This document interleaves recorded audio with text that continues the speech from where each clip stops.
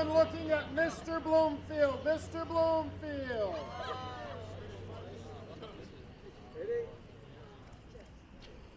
Big smiles.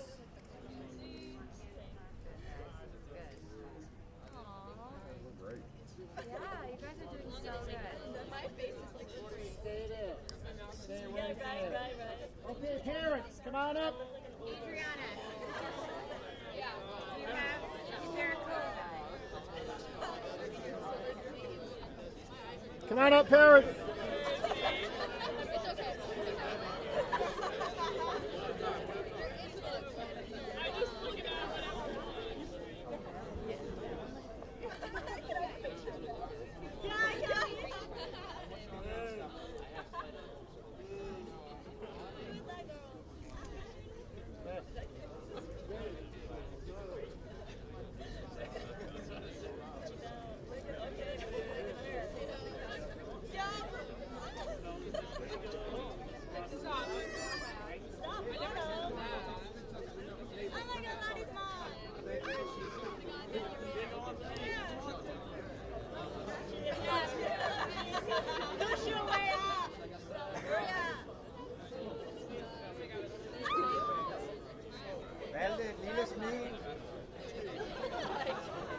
That blue dress, white.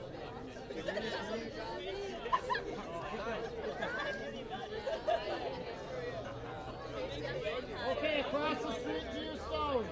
Across the street to your stones. Nathan! 2 by 2.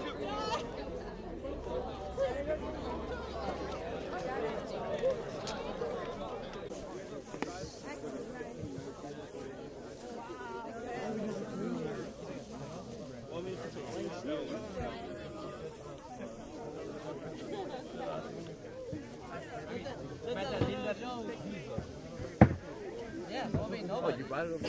That's the part.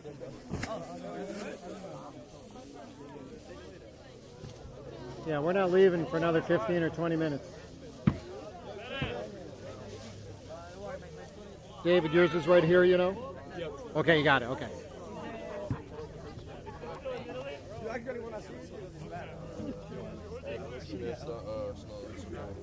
What is that?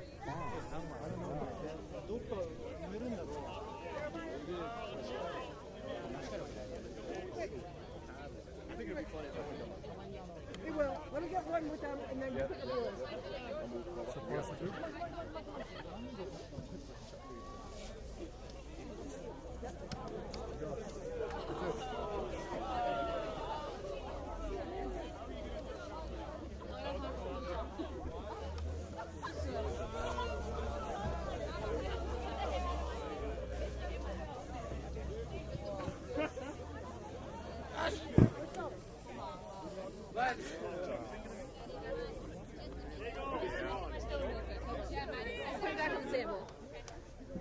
Yeah.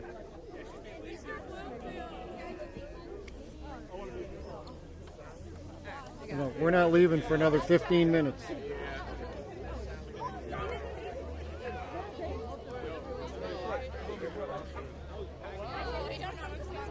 sun is right behind. Line up over here. That all began, right? Nice, guys. Freshman year captain's practice right here? Yeah, 3 of us in charge. How many you want? 1, 2? And Santa. 3? Those last years.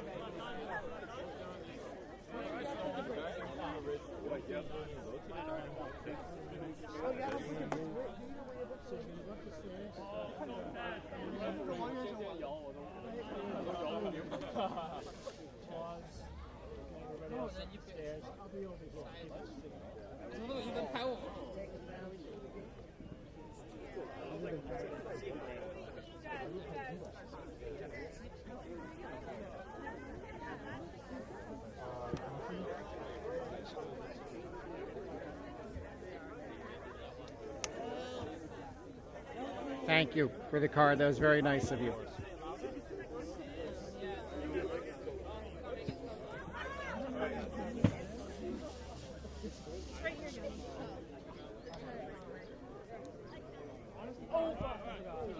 Take one of these.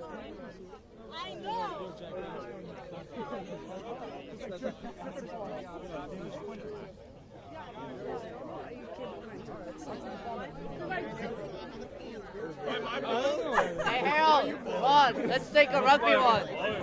Come on. What's the competition? I don't know. Right now. Good. It's not going to come out. He's probably up there. Sorry, Gould. Because the shadows. You're good. You're okay.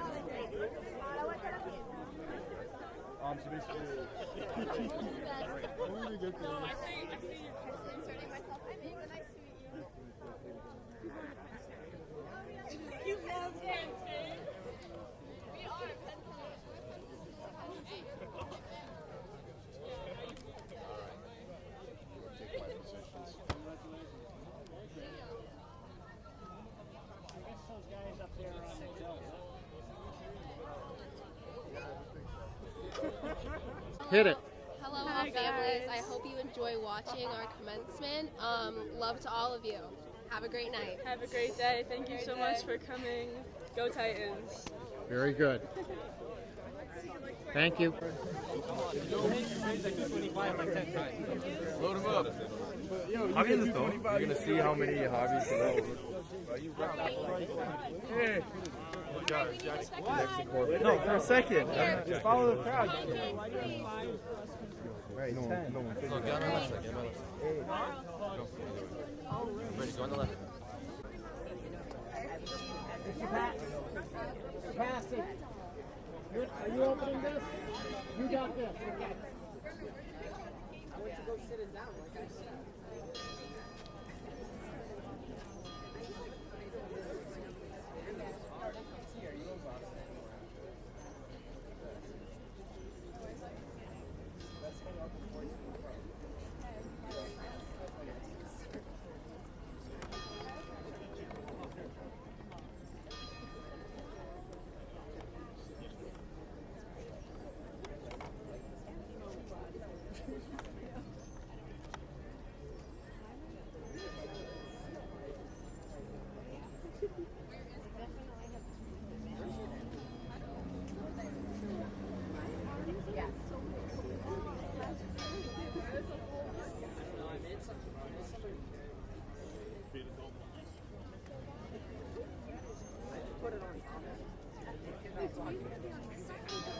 No, I think we need to stay right there.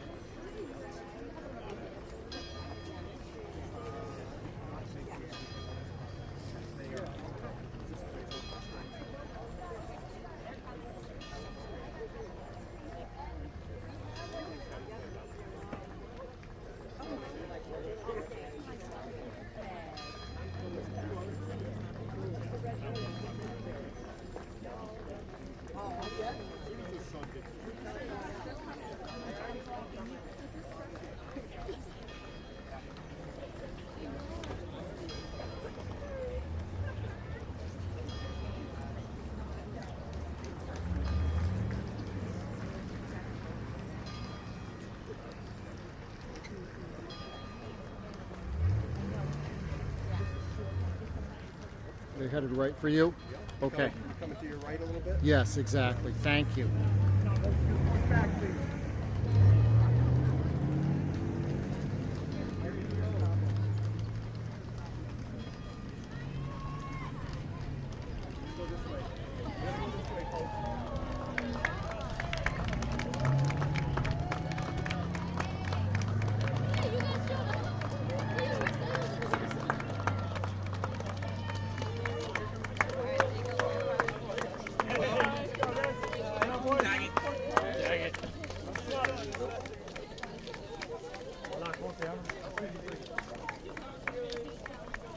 Julio, let's go.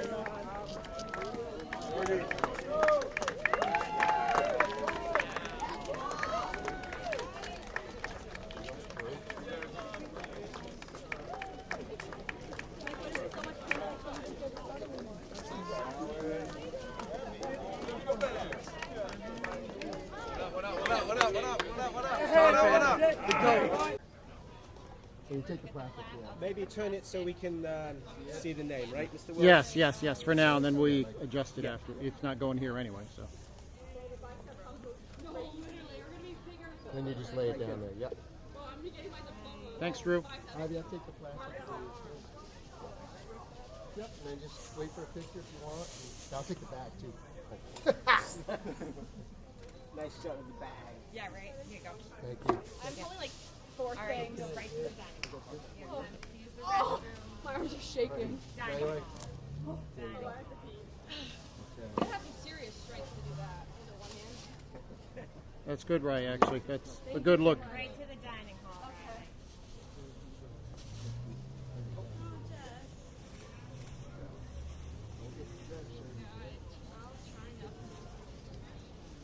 Good. Easier to hold it this way. Dining hall? Oh my god. Hold on 1 second. Yeah, John. If Greg takes the trash, we can then. What's that? Okay, there you go. Good? Good. Got it. Look, I shared We with want my the stuff. pictures of them putting the stone. We want it of them putting the stone on the wall too. Okay. Yeah, yeah. Okay. Yep. All right. And let's get it Watch on. your Wait, fingers. hold on a second, Megan. We want you putting it on. Oh, want me to put it on? There you go. Are you going to look up? So, boys, it's 2 pictures. One of you holding your stone, and then one of you with your stone on the wall. Okay? What's up, Lou? Okay. Okay. There you got it. Good one, Yoon. Hey, you know. One more, Yoon. You can just put your hand on it. Yeah. Yeah, girl. All right. Thank you.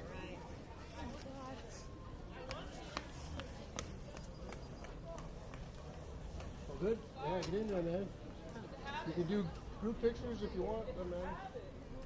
All right. And then on the hold it right there, Jack. Look up. Nice. Thank you. Thanks, Jack. 05. Well done, Jack. Well done. Well done. Get out of here. There you go. Okay. So Ayana's group that just came up here. We're going to on take the 2 wall. pictures of you. One of you just Look up holding here, your stone, Harold, do you want to and speak another up? one with your Look. stone down on the wall and you smiling, so we can get that too. Okay? Exactly. Yes. This is going to have to move more quickly. Okay, fine. Then just one picture then? Them putting it in the wall. Okay, That's- just one that's on the wall? important one. Okay, Yep. got it. All Them right. putting it in the wall. Yep. So like that? Exactly. Okay. Put it down, All right. get a photo. And Okay, and here, watch Jack Healy. We changed one picture. Yep. See that? Just like that. We're getting one picture, just like that. Can I stand up straight though? Do I have to like bend We, over? we, okay, if you're gonna refuse, that's Well, I fine. just don't want to like bend over. Right, got you. Yep. Then here, grab Val's and turn his around so it's at least blank and you have something. Okay? Yeah, that's good. All right. Perfect. Perfect, Ayana. Thank you. Got it. Thank you. If I put mine next to hers, or just have to be down there? You can do whatever you want. If you want to go this way, I don't know. What should I do down there? You want to do that? Should I put mine down there? Or do you want to do this next time? Put You don't have to next let to it. mine. It doesn't really matter right now. All right. Thank you, Megan. Thank you. Good. All right.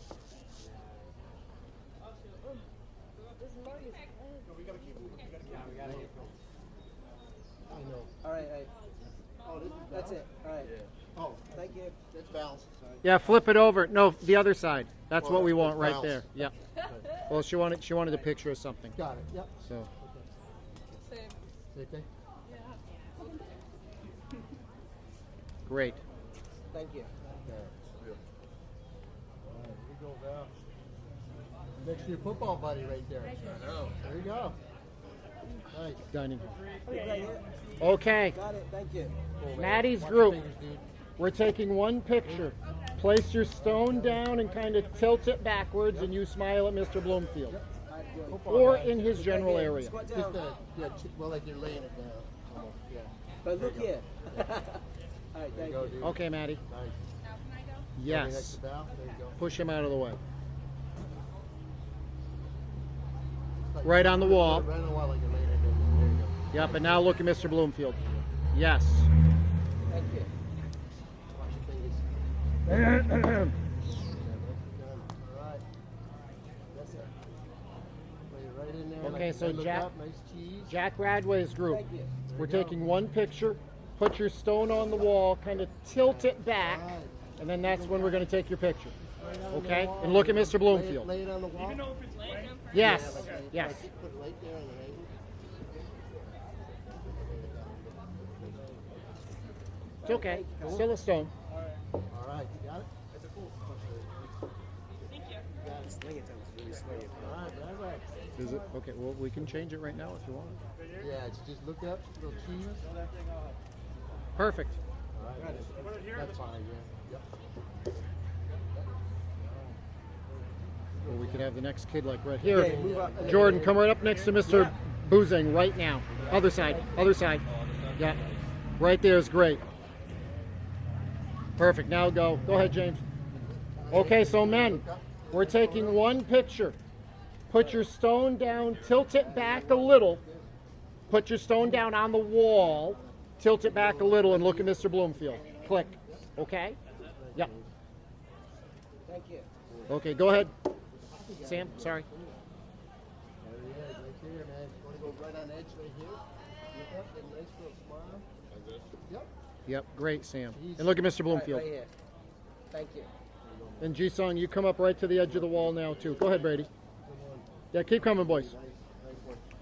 Brady gets it. There you go. Got it. Nice pick. Go ahead, Ji-Sung. I like the simplicity. I like it. Ji-Sung, look Ji-Sung, here. look at Mr. Bloomfield. Got it. Thank you. Good man. Thank you, sir. You got it. Thank you. There he is. I like it. Thank you. I like it, man. Good job. Okay, Kago's group, this is what we're doing. All right, look up. Nice We're smile. taking one picture, place your stone on the wall, tilt it back a little, and look at Mr. Bloomfield. Just like that. Did you soak it? Yeah. And do a cartwheel. There you go. Yeah, it's right on the edge. Yep, and look up, get a nice smile. Margaret, come right up next to Mr. Maddie. Come on up closer. Yep. Great, Maddie, right there. Right there, yeah. There you go. Look up, Mrs. Watch out a Bloomfield. little bit, Maggie. There you go. Got it? We'll be right here. Okay, Carl's group. Mohammed, this is what we're doing. We're taking one picture of you. Put your stone on the wall, tilt it back a little, and then look at Mr. Bloomfield for a picture, okay? Thanks, man.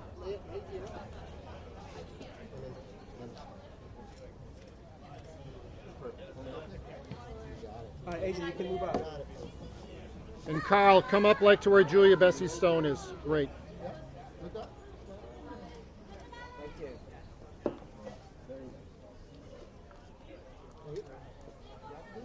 Oh, look at there you go. Got it. Perfect. Good. All right. Go, man. Lay it right on and smile. Okay, Maddie's group. We're taking one picture of you. Put your stone on the wall, please. Tip it back a little, and then look at Mr. Bloomfield for a picture, just like Fareed did. Okay? Nope, individually. Yeah. Cool, I like that. I like the part. Thanks, Mohammed.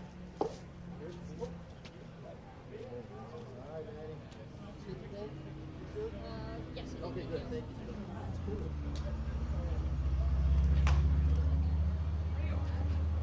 Here, Team Europe, come on up closer. Got it, right? It is. Yes, absolutely. It get heavy after a while.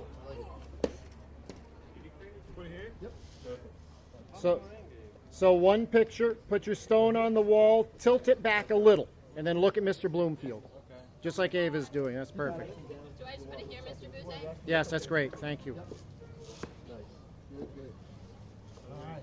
Next up. Keep going, Georgie. Okay. Lay it and then a little cheese. Right there.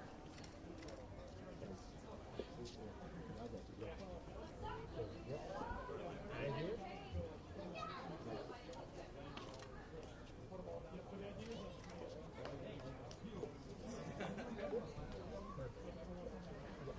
She, you're on that side. That's one of the better games. It took a while. Okay, this next group, Sparks group, this is what we're doing. When it's your turn, put your stone on the wall, tilt it back a little, and then look at Mr. Bloomfield. That's when we're going to take your picture, okay? So on the wall, tilt it back, big smile. Spark, you want my sunglasses? Right there.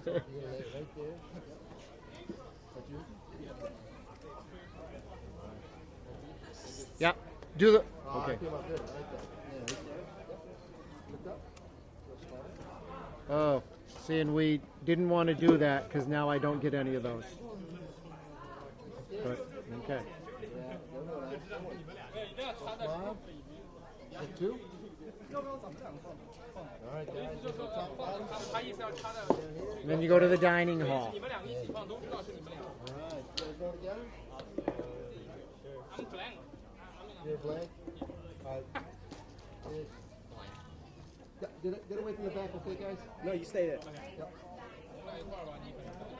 All right. Bottom, you want to go top? There you go. Cool. You guys go together? Yep. All right. There you go.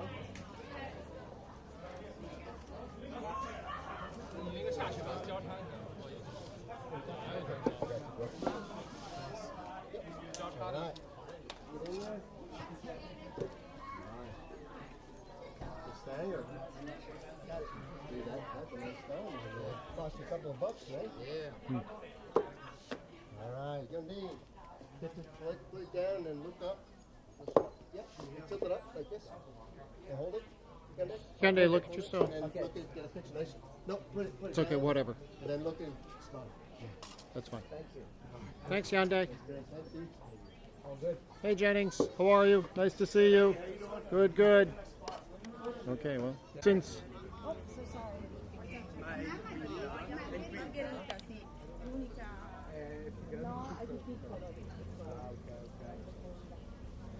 thank you. Well done. All right. Hi, girls. Here, you want to come this way because they're coming right this way. Girls, you want to hear the bagpipers? Have you ever heard bag here? You stand right here and you can watch and hear. Yep, they're ready to go right now.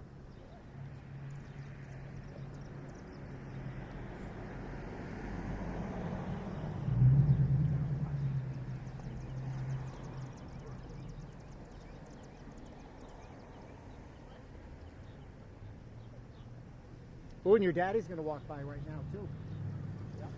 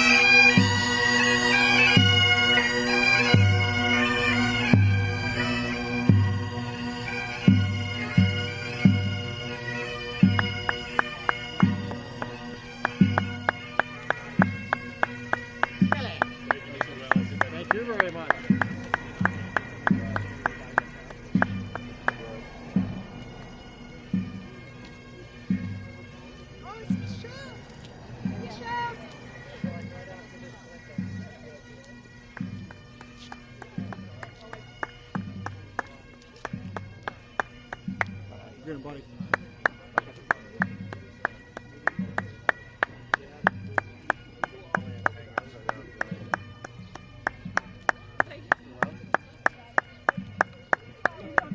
You can consider this a standing ovation if you'd like. Standing O, right here.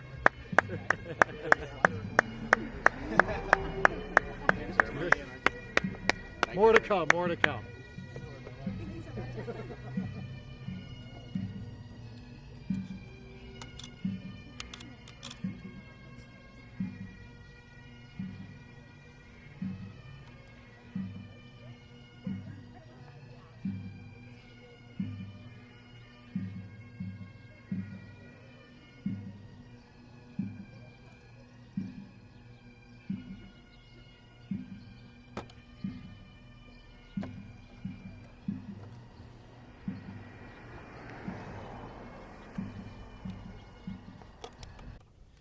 They hold the keys to the days and years ahead, and we have faith in their ability to unlock the world's potential for us all, to live in peace, to treat one another fairly, to seek to understand before we seek to blame. Let us ponder in silence for a moment our admiration for the members of this class and the promise they represent for the world.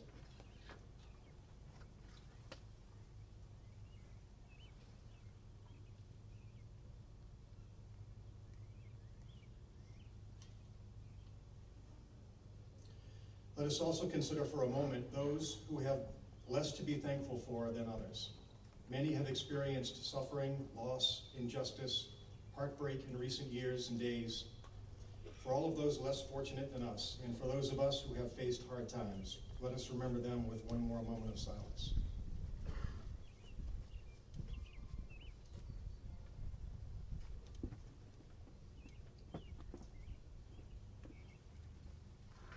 Thank you.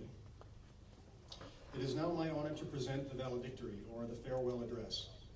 This is my last chance to give a few words of advice to the assembled members of the graduating class, because, as they have heard several times over the last couple of days, they will never be gathered together like this ever again.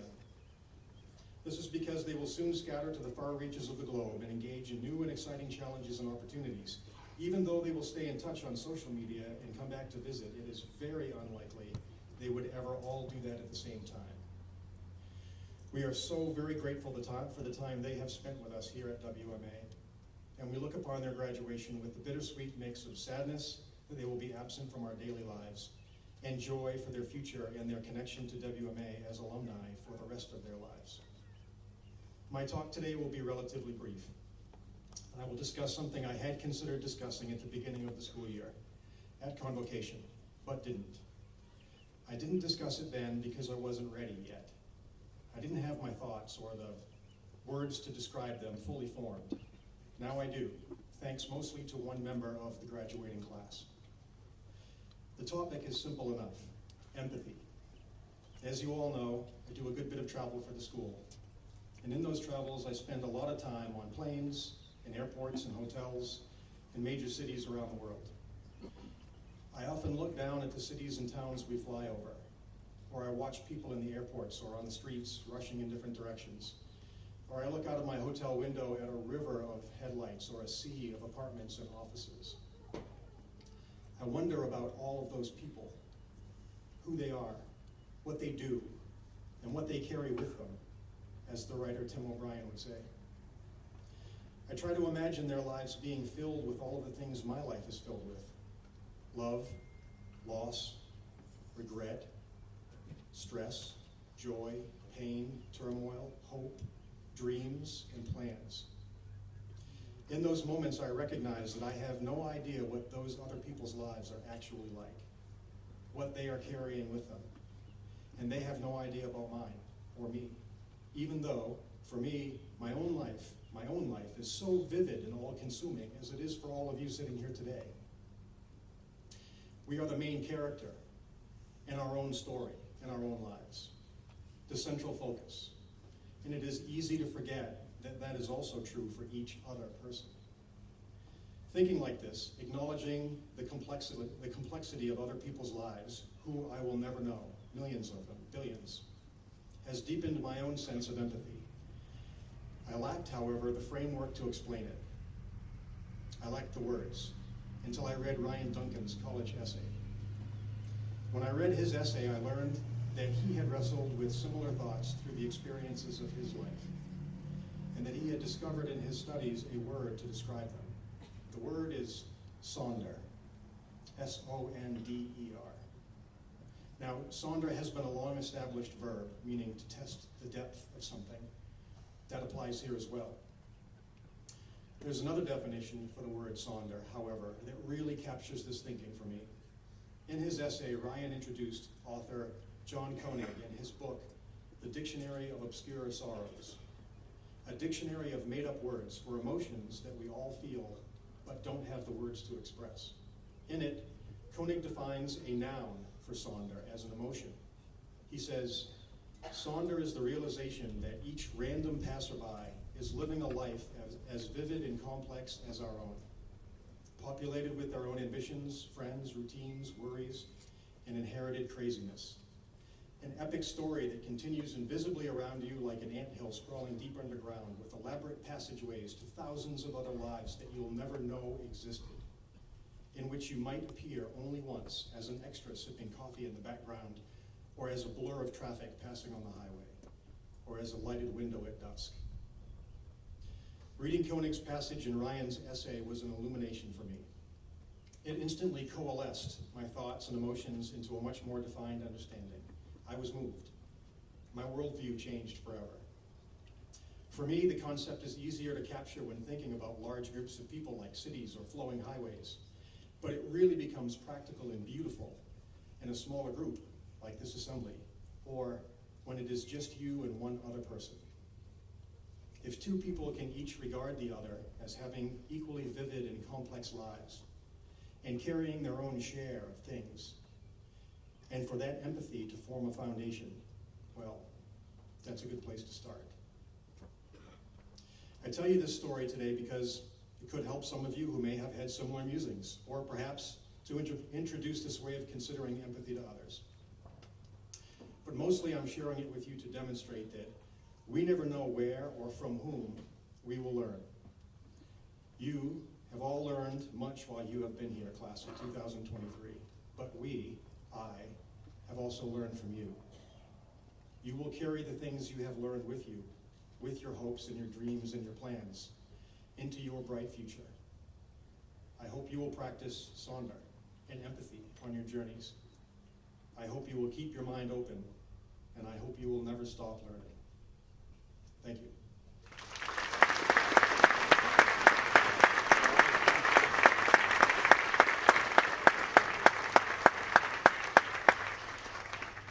It is now my pleasure to introduce the first of two class of 2023 speakers. Each year, the graduating class selects several of their members as candidates for class speaker, and those candidates are then voted on by the faculty. Being chosen by this dual selection process serves as a testament to the respect with which the selected student is held in this community, and the trust they have earned in their time here. This year, we had two speakers who ended in a perfect tie, with each earning exactly 44.7% vote. So we thought, why not just hear from both Maddie Stoltz and Ji-Song Choi? We will start with Ji-Song, and then we will hear from Maddie a little later in the program. Earlier this week, I was walking my dog in the woods with Miss Whipple and her dog. It was early, 6 a.m. or so, and chilly at about 50 degrees. And we came around a bend on the trail, and there was Ji-Song, sitting on a stump in the middle of the woods, barefoot, wearing nothing but shorts and a tank top, quietly meditating. I was impressed by the peaceful solitude of the moment. Perhaps he will share with us today some of his meditative insights. Please welcome to the podium, Ji-Song Choi.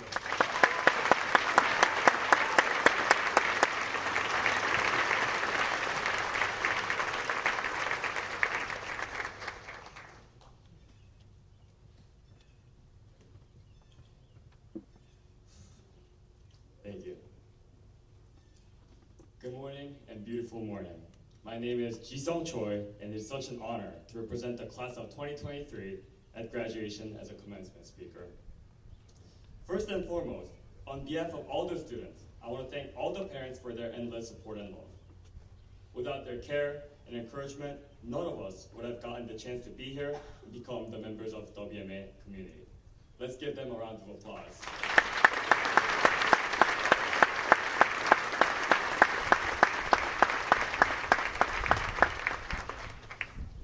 Now, the faculty. Even during these chaotic times, the faculty have always worked with diligence and passion and guided the students with knowledge and experience.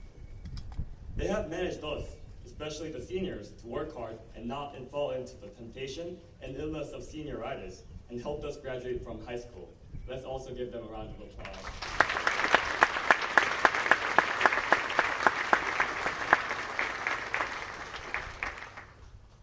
And lastly, I want to congratulate the class of 2023, my beloved friends, for surviving and making it through graduation. We survived one of the most tumultuous and chaotic times throughout human history. From the tremendous impacts of COVID-19 to the advent of ChatGPT, we have managed to work hard as scholars, athletes, and so much more.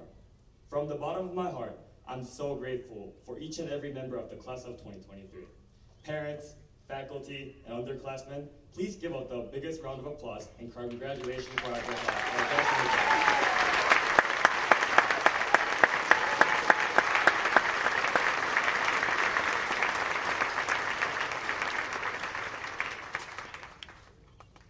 And now, as a commencement speaker, I want to deliver 3 important lessons that I have learned throughout my 4 years at WMA. As a commencement speaker who had listened to other commencement speeches, I'll make my commencement speech short as possible, since I understand that the majority of people will forget about my commencement speech after like 5 or 10 minutes. The first lesson that I've gained is to go to the gym and lift up the weights. As many of my friends and faculties are aware, the weights at the gym were more than special to me. The first lifting journey began in order to avoid the intense yelling and shouting from Coach Harrington at rugby practices.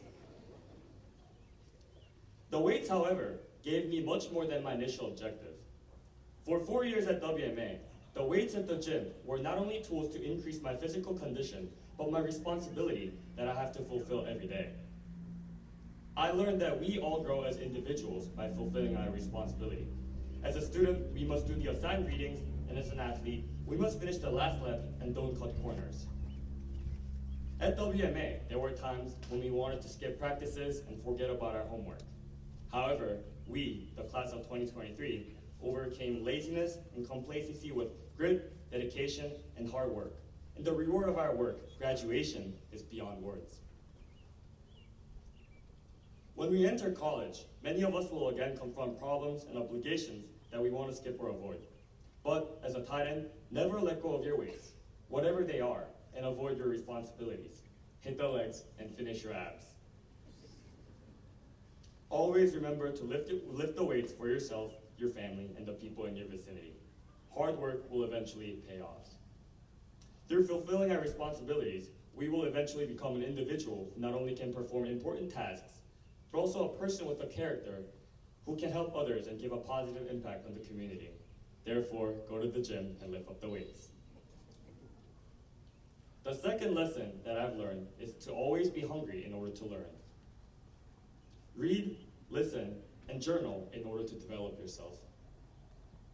Throughout the 4 years at WMA, reading was a bridge that connected me to places where I could find knowledge, values, and meaning. From Ralph and Lord of the Flies to the magnum opus of Toni Morrison, Beloved, reading helped me to understand the complexity of the world and helped me form a scope to view the world from various perspectives and understand differences. Reading has built a strong platform to build knowledge, values, and identity. For everybody, reading will do the magic. As Socrates, best friend of Mr. Kelly, once said, the more you read, the more you will understand the world and see the truth. Reading will eventually become a compass and a guide that improves and leads us into places where we can all find hidden diamonds. Listen in order to connect and learn from people. As all great leaders are great listeners, we must all assume whoever we're talking to knows something that we don't and listen to their words with pure respect and attentiveness.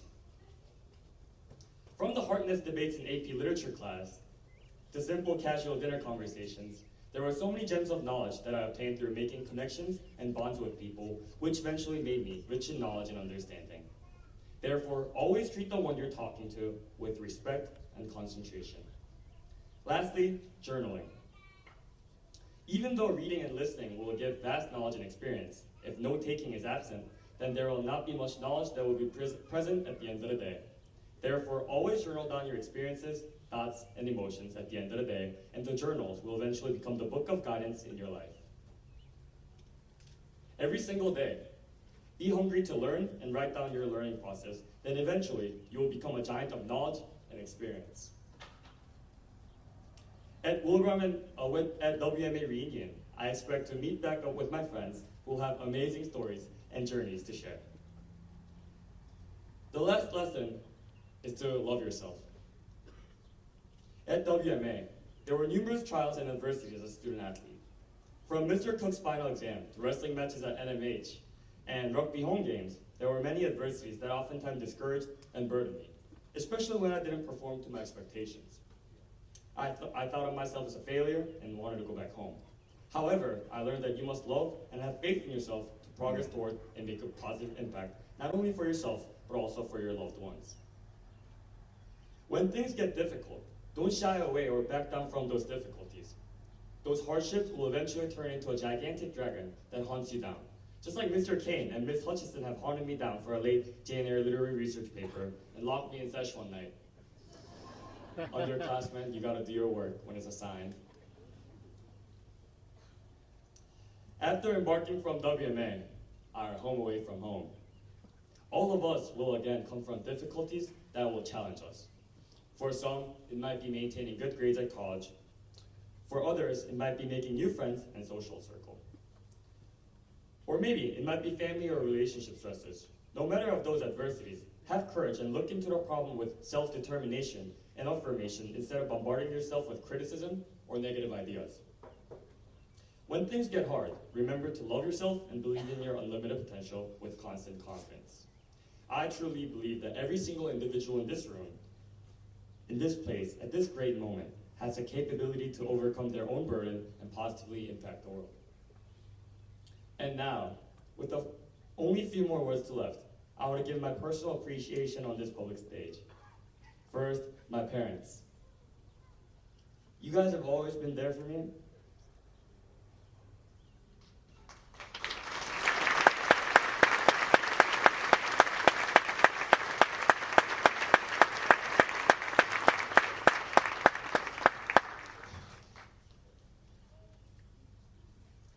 And led me with kindness and love.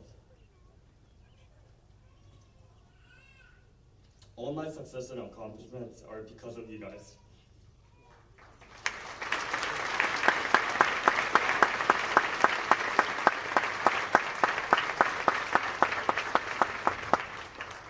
Thank you so much for being my parents and being the best parents.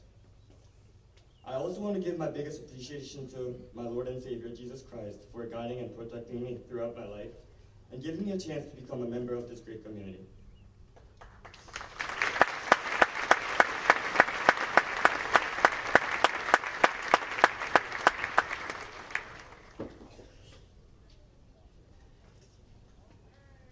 And lastly, to my friends, it has been a wonderful journey and ride with you guys. From the bottom of my heart, I love you guys and thank you so much for listening to my speech. God bless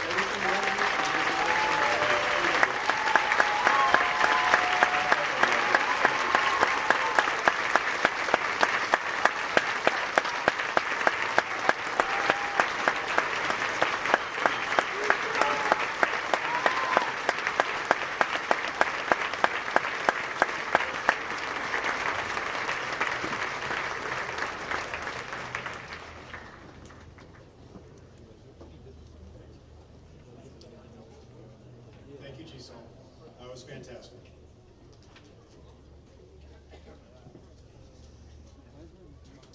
We will now begin with the awarding of the prizes.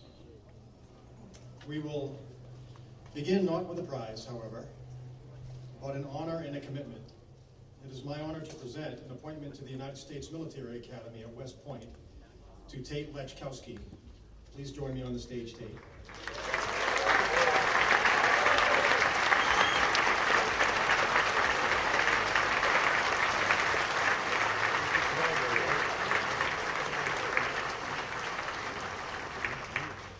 You may be wondering why we would make a special presentation like this for a student who has earned admission to a United States Service Academy, and not with other college admissions. The reason is simple.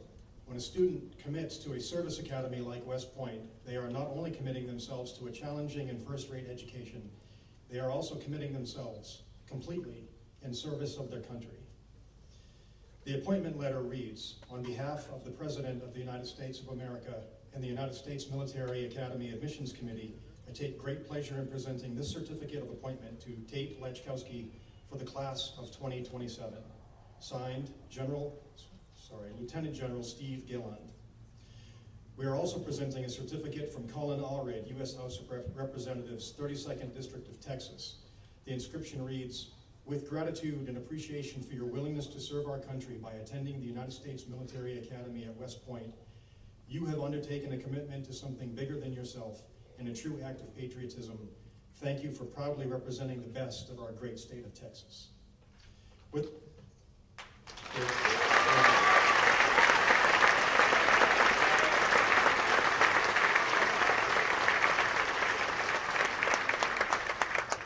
With this commitment, Tate will join the long gray line of West Point officers stretching back to 1802, 2 years before the founding of WMA. With it comes a legacy of service to this country and selfless commitment to its citizens. I'd like Mr. Kelly to join me while we present Tate with this certificate of appointment from West Point.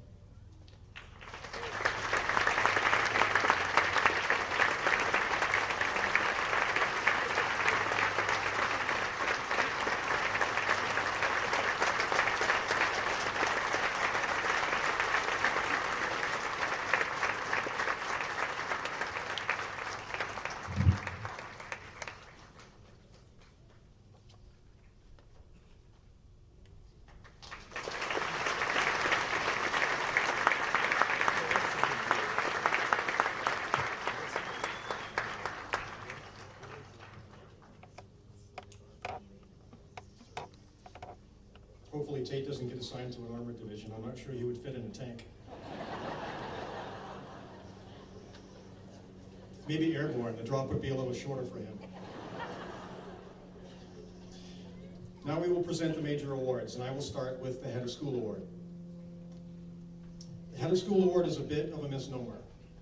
The recipient is not solely chosen by the Head of School, and not through the normal nomination and voting process as the other awards.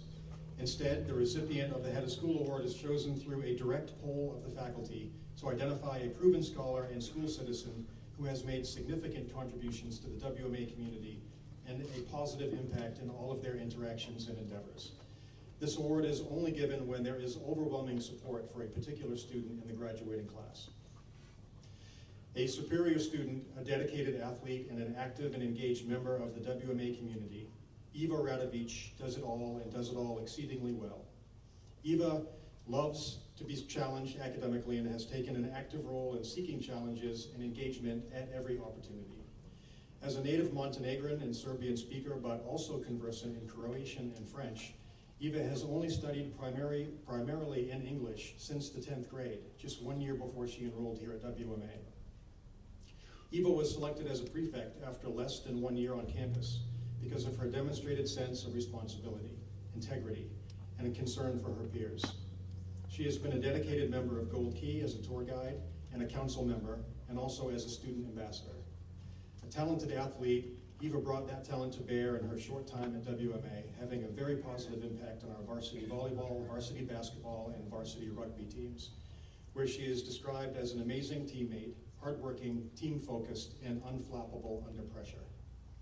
With a strong interest in economics and business, Eva has taken full advantage of WMA's academic offerings through the SEAF program, culminating in her recently in her role on a 4-person all-female team that brought home a second-place win in the Massachusetts Personal Finance Challenge. For her impressive academic achievements, her meaningful and positive contributions to campus life, her fine personal character and humility, Eva Radovich has earned our respect and our admiration. we are proud to present Eva Radovich with the 2023 Head of School Award.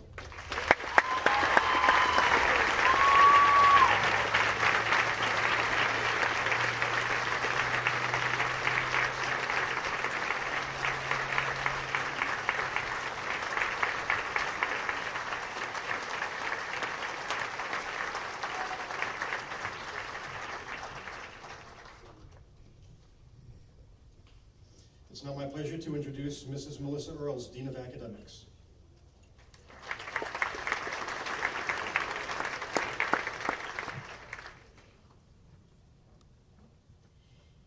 In 1938, Mr. Frank G. Nelson of the Monson class of 1869 established in memory of his mother a trust fund, under the terms of which there shall be paid each year to the member of the graduating class who has the highest scholastic average for the last 2 years of his or her academic course at the Academy, a sum of money. The recipient of the 2023 Harriet Jones Nelson Trust Award leaves WMA with an extraordinary legacy of academic achievement that his college advisor, Mr. John Buzang, calls one of the most distinguished he has encountered. At the conclusion of this student's junior year, the student was honored as the top English student, the top physics student, the recipient of the AP US History Award, and the winner of the Advanced Latin Prize. Yesterday, he added the Barber Prize in AP Statistics to his impressive collection of hardware. At the end of this student's junior year, his grade point average was an impressive 4.44, and this year he has outperformed even that extraordinary feat. Moreover, he managed to earn these high scores while enrolled in 4 advanced placement classes along with Honors Latin 4. Although this record of achievement will not be forgotten, one of the most memorable moments of this student from the past year does not involve his academic prowess. My fellow chaperones insisted I would be remiss if I did not comment on the complete joy that this student brought to all of us at prom. Every time we looked up, this student was on the dance floor, enjoying the night and inspiring his friends and classmates to get up and move like no one was watching. When he applied to WMA, the student wrote as part of his application, "I try to be positive no matter the situation and to help others whenever I can, in part because I have been so fortunate." David, you have truly lived up to your own expectations for yourself. We wish you every success at the College of the Holy Cross. The winner of the 2023 Harriet Jones Nelson Trust Award is David Prickett.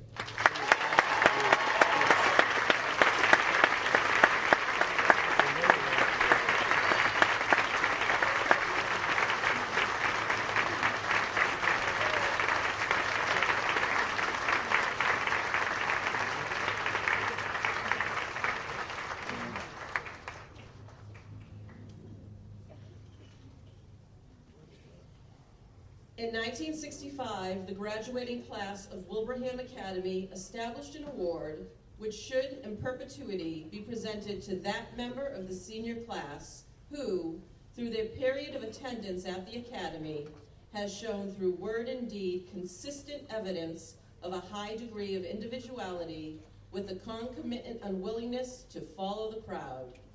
The class of 1965 called this award the Constructive Nonconformist Award. The 2023 recipient of the Class of 1965 award demonstrates an unfaltering sense of social responsibility and a deep commitment to justice and equality.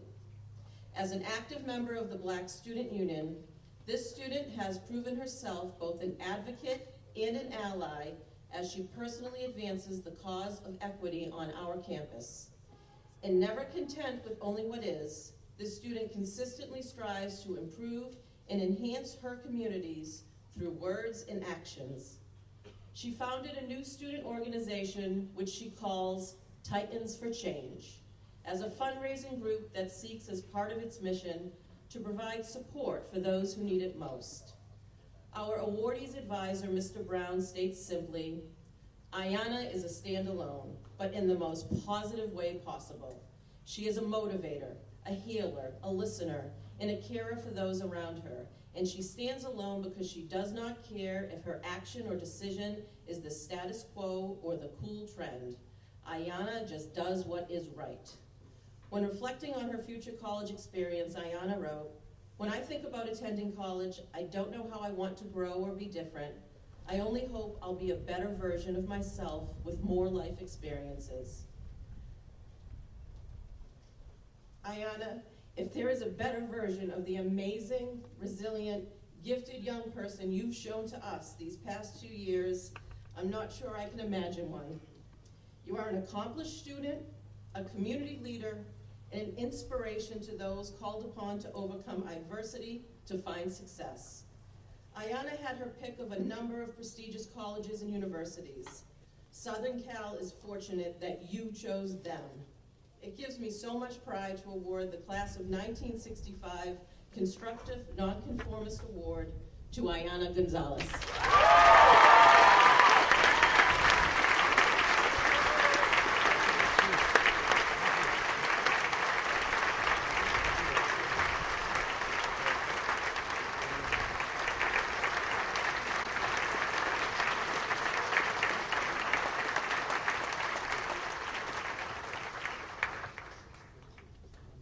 I now call upon Ms. Elizabeth Squindo, Dean of Students.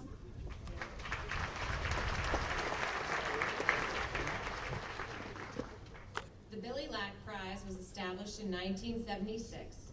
The prize is awarded to that student of the graduating class intending to go on to further education who best typifies the personal characteristics of Billy Lack: selflessness in devotion to the academy and perfection in devotion to duty. During Jessica's time at WMA, she learned to balance her commitments to herself, her academics, her health, and her teammates. It was impressive to watch as she managed her school obligations as well as those unwritten yet expected parts of leadership, being constantly present, approachable, and engaged.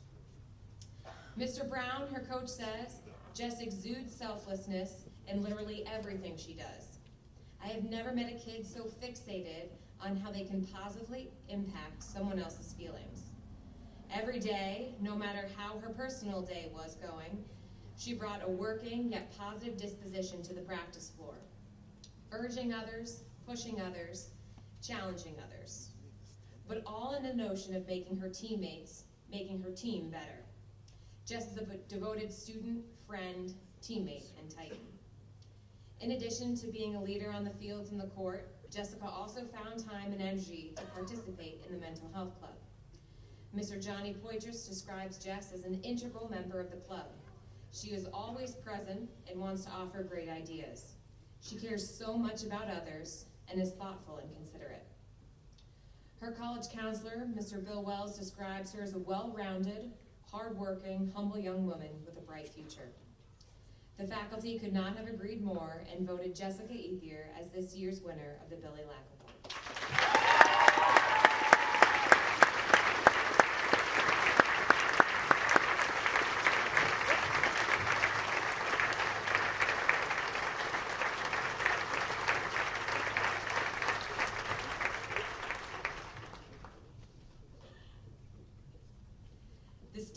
Luckraft Memorial Award was established in 1954 by Mr. and Mrs. Luckraft in memory of their son, Stephen D. Luckraft, of the Monson class of 1951. The prize is awarded to a member of the senior class who has displayed in their daily actions and personal contacts genuinely fine character, such as that of the boy in whose memory the prize is given. This graduate's character has positively impacted so many of us in this tent today. As a Gold Key tour guide, Maddie's a terrific guide to our prospective families. Once officially Titans, Maddie continues to care and support for us. She was elected a captain in her sports, soccer, winter track, and spring track.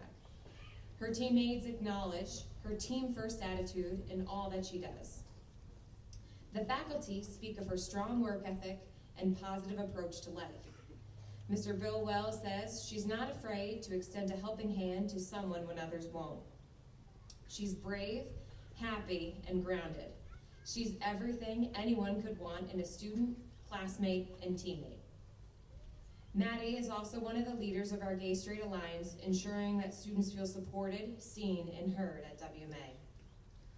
Lastly, as acknowledgement of her character, and the graduating class and faculty voted Maddie as one of the commencement speakers to represent the ethos of the class and all their accomplishments.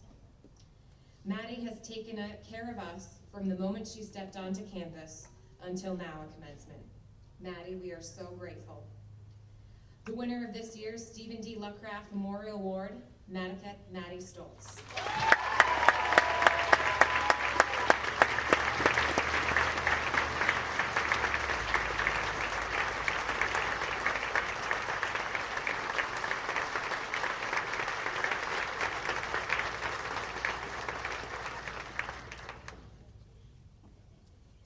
I would now like to introduce Mr. Wally Swanson, Dean of Faculty.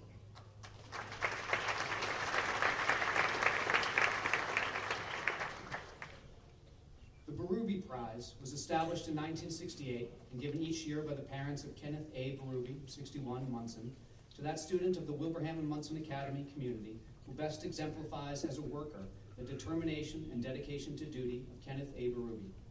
Kenneth was an outstanding student and worker at Monson Academy. After attending Brown University, he served as a Marine Corps captain until he was shot down by enemy gunfire in South Vietnam in August 1967. He was awarded the Distinguished Flying Cross for heroism and achievement, the Air Medal with 10 gold stars, the Purple Heart, the Vietnam Service Medal, the National Defense Medal, and the Vietnam Campaign Medal. Jack Healy and his family have been dedicated stewards of the Academy for decades. His grandfather was a revered teacher and coach here. His mother, Tracy, runs our school store and has served as the face of our school at the front desk for many years. Jack continues his legacy as a quiet yet determined leader, a global scholar and a varsity athlete. In his classes, he maintains over a 4.0 average and takes some of our most demanding classes. He has also served as our varsity rugby captain, where I have had the privilege to coach him for 3 years. Jack has arguably the most painful job and unfortunate position name in all of sports. He is at the center of a scrum, where 16 men, almost all much larger than Jack, push against one another to win possession of the ball. The activity involves immense pressure running through one's back, a part of the game Jack knows is not to be enjoyed, but endured. Every team has the folks who score, who can put together the highlight films. But we all know sometimes you just need the player to do the unrewarded, quiet work to ensure team victory. This is Jack's role on the field and in his dedication to our school. I want to thank Jack for his achievements at the Academy. I also offer sincere appreciation to his parents, Greg and Tracy, for all that they have done to build within him a foundation of respect and duty for which this prize is given. The Berube Prize is awarded to Jack Healy.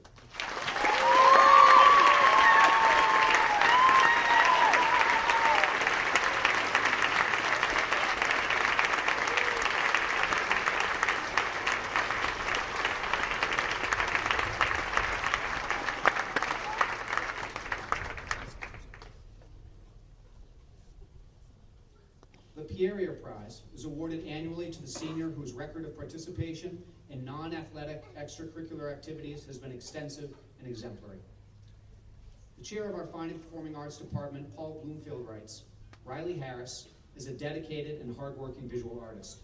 She strives for perfection and dives deep into whatever she is obsessed by, be it muscular men with fangs, the anatomical drawings of Leonardo da Vinci, the dynamic life and balance frescoes of Michelangelo, or the gruesome poetry of Dante's Inferno. Other than our shared obsession with befanged muscular men, Riley and I could not have been more different in high school, which is fortunate for her. Riley's final project was something we all saw. Our fascination with grasping claws culminated into a giant hand that took 2 months to construct, using 30 pounds of plaster, 20 feet of chicken wire, and 3 people to move it into the greenhouse, out to the banks of the Rubicon, and then upon completion for a photo shoot, and finally up to the Binney Gallery. In spite of her demonically obsessed sculptures and drawings of creepy big-eyed beings that give me night terrors, she is a warm, thoughtful, and exceedingly friendly person.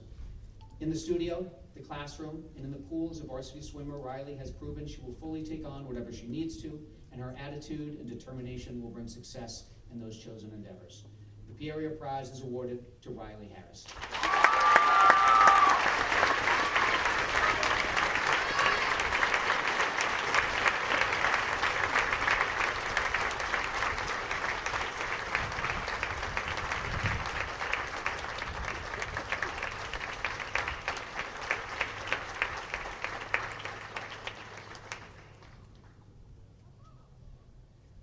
Now I'd like to call forward my colleague, Kevin Kane, our Dean of Studies.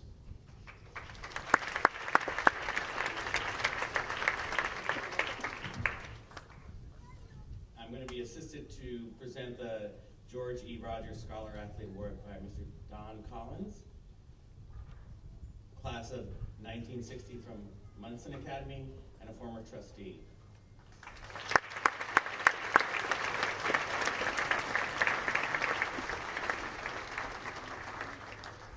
In 1966, the Monson Academy faculty established the George E. Rogers Award to honor a member of the graduating class for scholarship and participation and sportsmanship in athletics. When we listen to the description of this award, we often focus on the athletic achievement component, and often the athlete part of the description overshadows the scholar part. Our award recipient today more than fulfills both categories, and I'd like to touch on both of those, scholarship and sportsmanship, which happen in all areas of our school life. There's a tremendous amount of evidence of this young woman's leadership and achievement in the classroom. Her teachers describe her as a bright, positive member of the class who adds greatly to class discussions with her thoughtful comments and questions. Her honors government teacher calls her a rock star. Her GPA this year is well above the 4.0 average and includes several AP and honors classes. When asked to describe herself during the college application process, she said, "Regardless of what I'm doing or who I'm with, I always try to be genuine, hardworking, and to be up for any challenges and new experiences." From day one of her time at Wilbraham Monson, these qualities have more than enabled her to shine as a leading scholar, an exceptional athlete, and a widely respected campus leader, and a friend to all. In the athletic sphere, she is an athlete whose accomplishments everyone hears about, but rarely sees. Unfortunately, the crowds at our cross-country and winter track meets are not huge. Since her arrival, she has been one of our top runners in varsity cross-country in the fall, varsity indoor track in the winter, and varsity track and field in the spring. She was named captain multiple teams, earned multiple MVPs and coaches awards every year. This year's winner of the George E. Rogers Scholar Athlete Award is Ava Aguiar.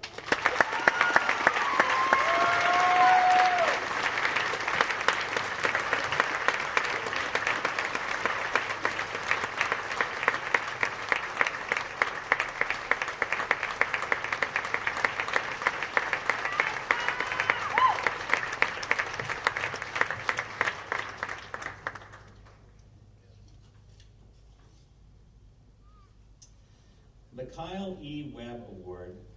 This prize is presented to the student whom the faculty considers to have done the most to promote understanding, respect, and sensitivity for people of different cultural backgrounds within the WMA community. It is given in recognition of Kyle Webb, class of 77, whose leadership as a student was an outstanding model for others to follow. To have done the most to promote understanding, respect, and sensitivity for people of different cultural backgrounds within the Wilbraham Monson Academy community takes a particular meaning when one understands that in a typical year, we have upwards of 30 countries represented in our student body. We don't have just one typical student. We come together from all over the world, and we each bring our culture with us. This year's recipient has been with us for just 2 years. But in that time, he has made a significant impact on the school and on those for whom he has come in contact. Mr. Jura and Mr. Brown, advisors to the Black Student Union on campus, credit this young man as having been the driving force in connecting the BSU to the greater community in new and exciting ways. He often brings those ideas and discussions to school meeting. Both advisors say they have never had more allies in the school and in the other affinity groups as they have, as he encourages them to go and attend the other meetings. A key attribute in breaking down barriers is the ability to be open to the perspectives and opinions of others. This occurs not only in extracurricular activities, but also in the classroom. His environmental science teacher wrote, "He is an active participant in class discussions and often answers questions with thoughtful responses. He is kind, respectful, and open to thinking about things in a different way." He had a leading role as a volunteer in our school's Crossing Borders Day, an event intended to provide students and faculty the opportunity to explore important social issues through purposeful dialogue and self-reflection. Earlier this year, he also attended the Social Justice League Institute, where the retreat focused on racial and social justice, identity development, and leadership skills. He has brought many of these skills and experiences to fruition here at WMA. In his short time with us, he has made WMA a better place through his actions, his thoughtfulness, his kindness, his willingness to put himself out there because he believes that he can contribute. As his college counselor, Ms. Kelly Chesky, wrote in her rec letter, "We only wish that David could have been part of the school for all 4 years of his high school experience." This year's winner of the Kyle E. Webb Award is David Kakuli.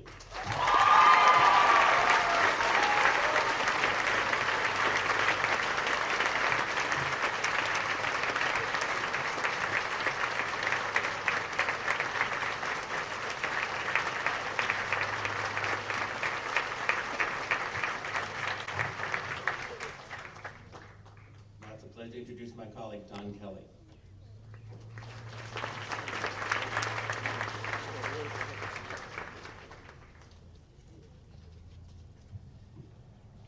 The Markell and Monson Class of 1898 Award. This prize is awarded each year to a senior at Wilbraham and Monson Academy who, in the opinion of the faculty, has made the greatest contribution through leadership, character, and courtesy. And also, the Owen David Dow Memorial Award. Owen David Dow, a member of the Monson class of 1960, lost his life in the summer of 1962 in an airplane accident while he was engaged in a humanitarian mission. At Monson Academy, he was an all-around athlete, a fine scholar, and an excellent school citizen. Mr. and Mrs. Alan L. Dow, Owen's parents, established a fund under the terms of which the winner of the Markell and Monson Class of 1898 Award for Leadership, Character, and Courtesy will also receive this prize. This year's recipient of these two prestigious awards is no stranger to the awards platform at our school. Among his many accomplishments, he happens to be the captain of our varsity baseball team, 4-year letter winner in that sport. Recently, when I asked him what his batting average was this season, he humbly refused to say. I suspect it may have been a rough season at the plate, and his average was below 300. However, throughout the rest of this young man's career at the academy, going all the way back to grade 6, I think it's fair to say he's been batting 1,000. That's pretty good since Ted Williams only got to 406. This young man's outstanding academic career is attested by the fact that he was elected to the Cum Laude Society as a junior. He has demonstrated his leadership and concern for others in his work as a Gold Key tour guide. By his leadership on our Science Olympiad team, and by being elected as a student representative to student government each year. Next year, he will attend Duke University. In their deliberations this year to select the student to receive the Markell and Monson and the Owen David Dow Awards, the WMA faculty hit a grand slam home run by naming Brady Gowan.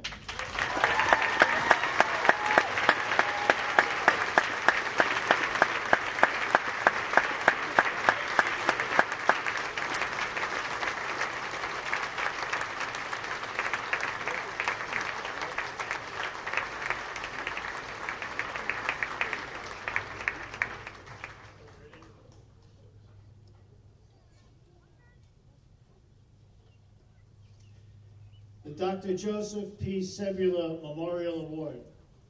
Established in 1984, The Dr. Joseph P. Sebula Memorial Award was created to pay tribute to Dr. Sebula's admiration of individual achievements made by international students at Wilbraham and Monson Academy. The late educator was particularly aware of the many contributions made to the academic community by international students who quietly share an interest in our language and exchange customs and ideals while achieving excellent scholarship. My late friend, Dr. Joe Sebula, would be very pleased with the selection of the young woman chosen this year to receive this award named in his honor. This year's recipient of the Sebula Award is from Japan, and she joined WMA in the 7th grade as a middle school boarding student. A paragon of hard work and self-discipline, she has been on the highest honor roll every year since grade 7. She was named an AP Scholar last year for her success on her advanced placement exams and received several Barber Departmental prizes as well as the Bausch & Lomb Science Award. Yesterday, she was inducted into the Cum Laude Society. Deeply interested in the French language and culture, she has been inducted into the French Honor Society. She has also been an active member of our Asian Student Alliance, which meets regularly to discuss issues impacting the Asian community here on campus and promotes events recognizing the diverse Asian cultures on our campus. Next year, she will be attending Barnard College in New York City. By the vote of the faculty, this year, the Dr. Joseph P. Sebula Award is presented to Yuzuki Yamaoka.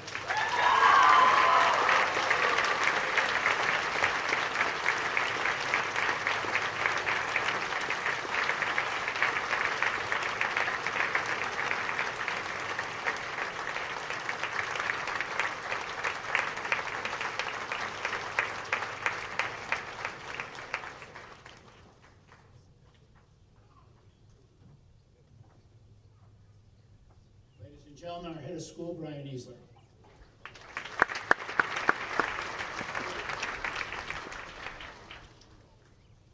Although there is no hierarchy among the other various awards presented to the graduating class, the Chandler and Cushman Awards are regarded as the two highest honors presented at commencement each year. For each of these awards, the recipient's name is added to the bronze tablets displayed by the Dean's Office and the Dining Hall, respectively. The Cushman Award was the highest award at Monson Academy, and the Chandler Award was the highest award at Wilbraham Academy. The Frank Chapin Cushman Memorial Award. In 1928, Mrs. Rufus P. Cushman presented the Academy a bronze tablet with the inscription, "To honor right living achieved and to keep high purpose glowing in the soul of youth." It bears the name Frank Chapin Cushman and the motto, "Live clean, speak true, work hard, play fair," and the inscription, "These were his ideals." The award is presented each year to that student of Wilbraham and Monson Academy who best lives up to them.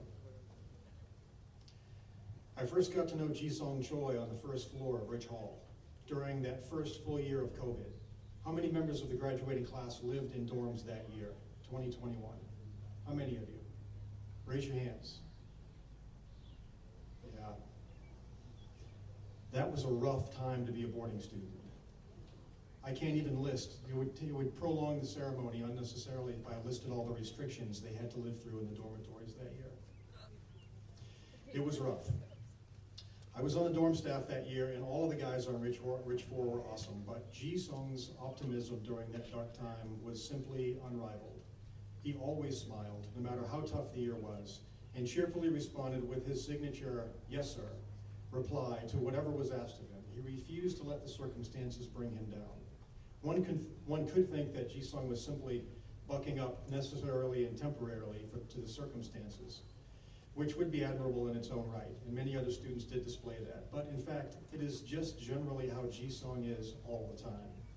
He is extraordinarily respectful, driven by a sense of duty to himself and to others, self-disciplined and hardworking, open to new ways of thinking, and thoughtful about the welfare of others. He is unfailingly optimistic, even in the face of setbacks. He is committed to his core to a life of honor and integrity and faith. For all of these reasons, it is not surprising that Ji-sung received, in his sophomore year, the Class of 1977 Award for Devotion to Duty, and in his junior year, the John L. Nepomuceno Award.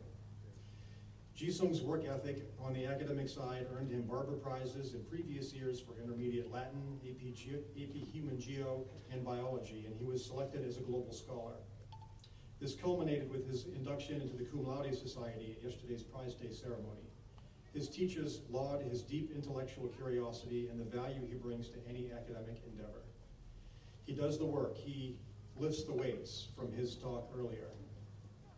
He asks great questions, and he really digs in with an honest desire to learn.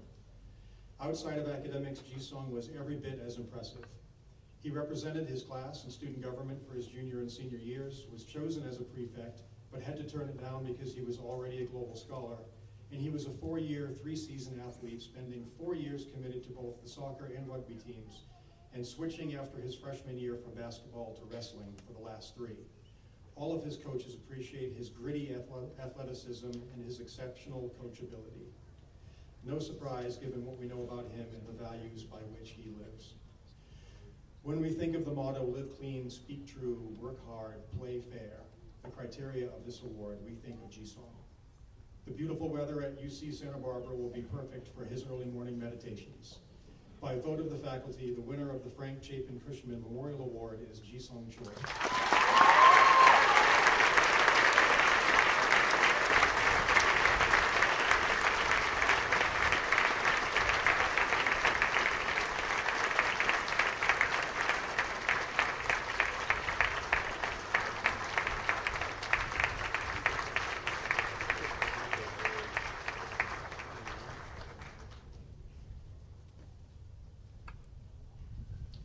Cora Pease Chandler Award.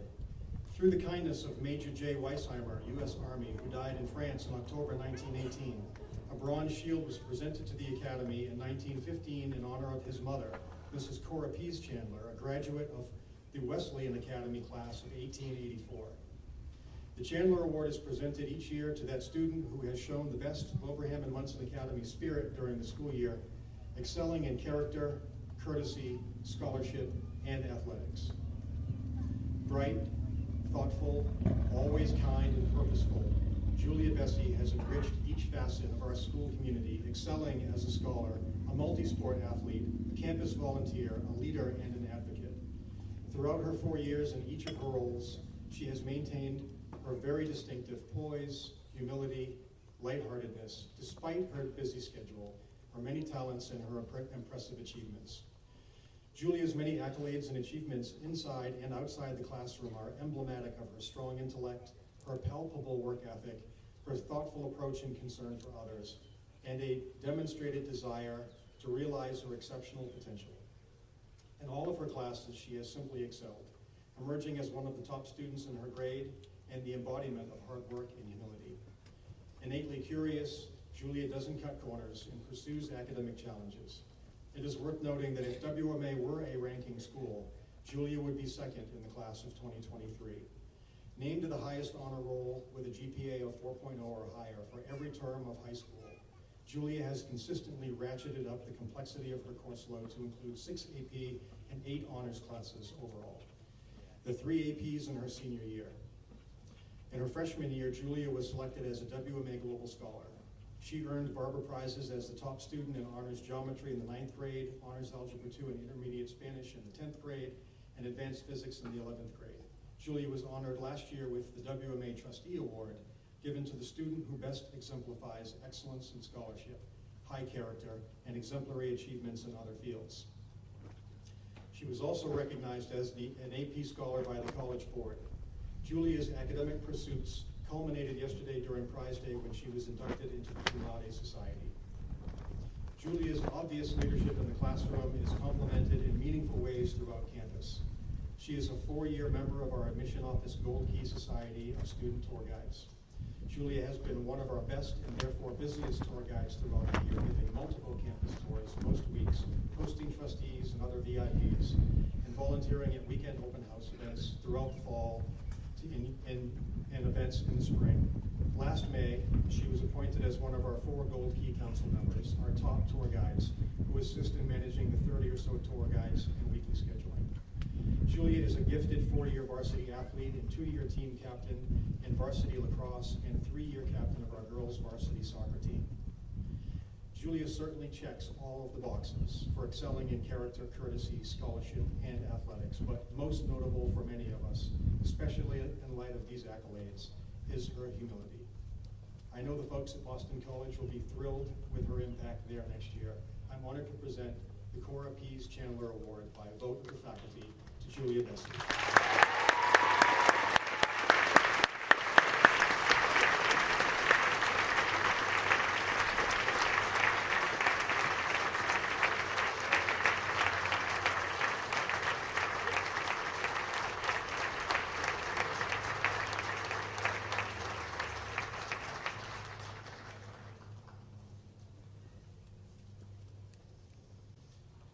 And now we will have the privilege of hearing from the other class of 2023 speaker, Maddie Stoltz, who just moments ago was the recipient of the Stephen D. Luckraft Award for genuinely fine character.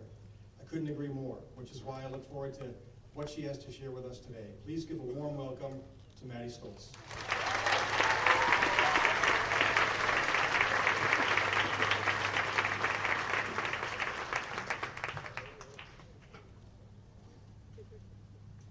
Let me first start off by saying thank you to Mr. Easler and the faculty and staff of WMA.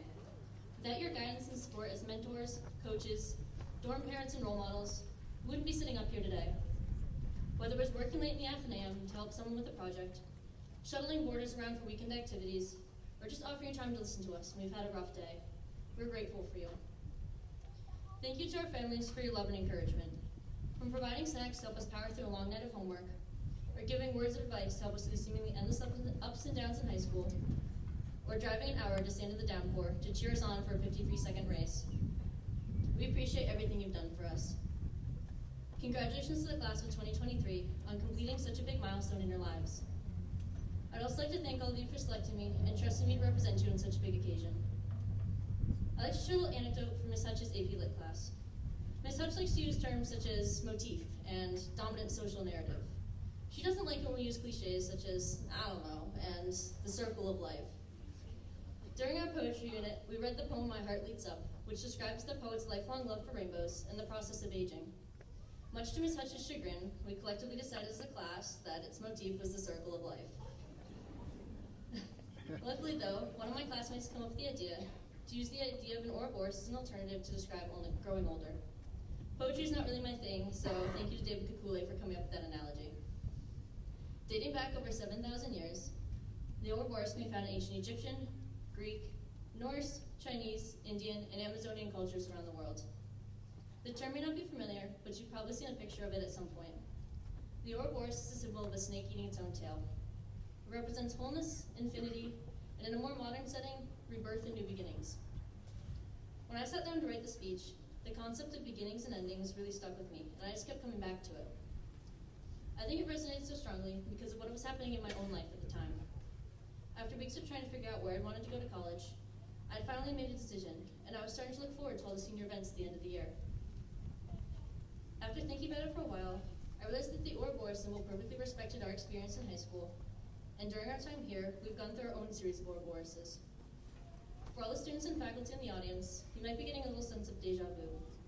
I had the honor of standing in front of you on the first day of school this year, welcoming you all back during convocation. I talked about all the different experiences we had to look forward to this year. Hopefully, you were able to make some memories, cheering us on at one of the sports teams during their playoff runs. Shout out to Riflery's 7th undefeated season, boys lacrosse's 2nd back-to-back championship, and the girls' track and field undefeated season. Maybe, cheer for Vikings.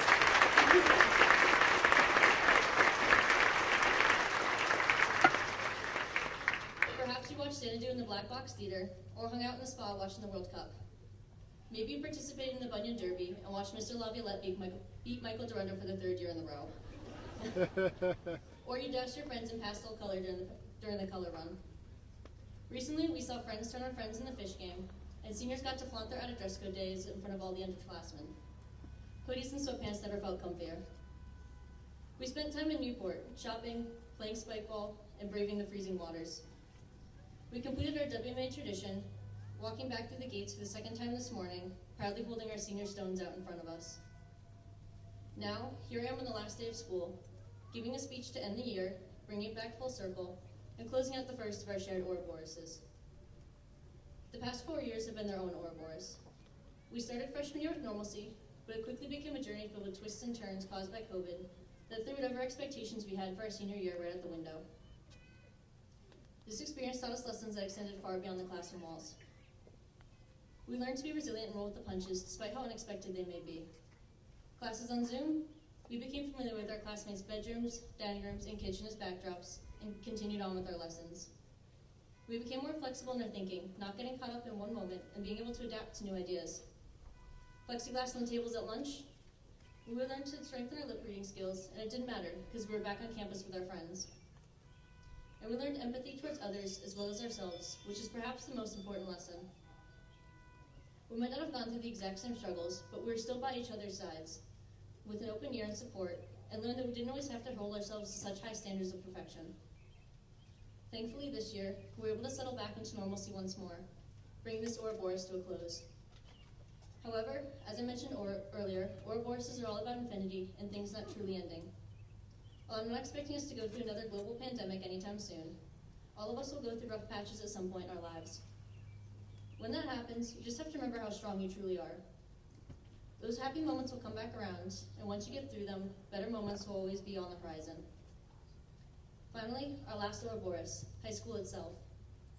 Every end has its beginning, and with this last chapter of our high school coming to a close, it only brings us all one step closer to the next part of our lives. It may feel daunting, leaving the comfort of the familiar for something brand new, but I believe in all of you and your strength as both a class and individuals to find success in whatever it is that you choose to do. As we move on with our lives, we'll also be taking the lessons that we've learned with us along the way. Carry the WMA motto with you on your journey. Live clean. Take care of yourself both mentally and physically. Speak true. Be honest with yourself and others. Be confident enough to stand up for what you believe in, even if others don't agree. Work hard. Put your best effort into everything you do, and don't be afraid to fail. And play fair. Respect other people's ideas and opinions, and don't be afraid to fail. Embrace the future with an open mind and a sense of curiosity. Whether you're on your way to becoming a beaver, a blue devil, a crusader, or a mastodon, always remember your beginnings as a titan. Congratulations, WMA Class of 2023. Good luck with whatever adventures your future brings you.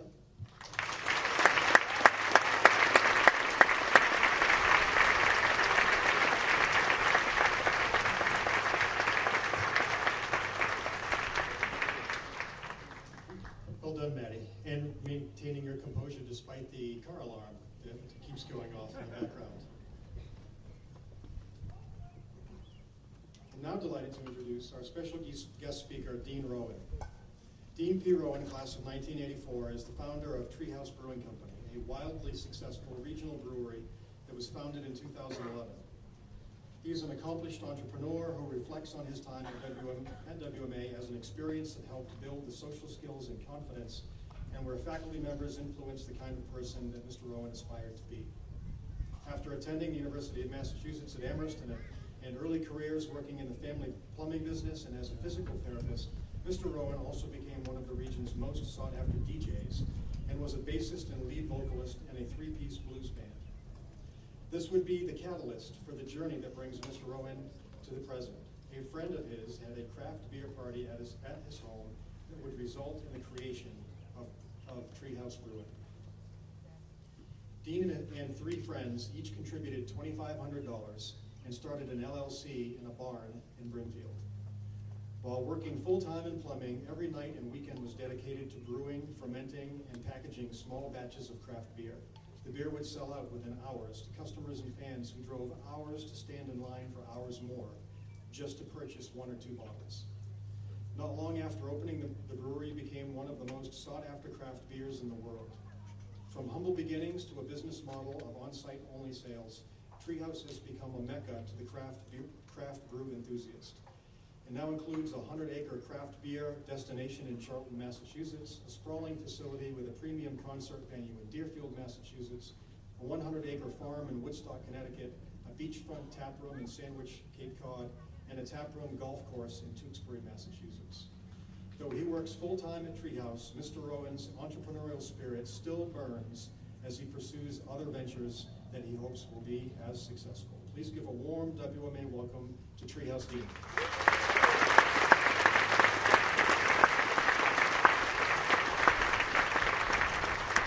Wow. Well, welcome all. Before I start speaking, I have just a little something that I'm going to need some help with.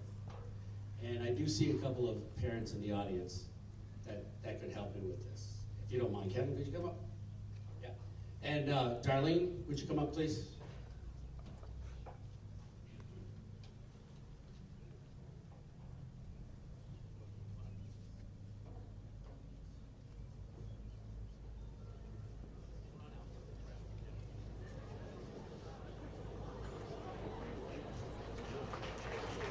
Okay, thank you very much.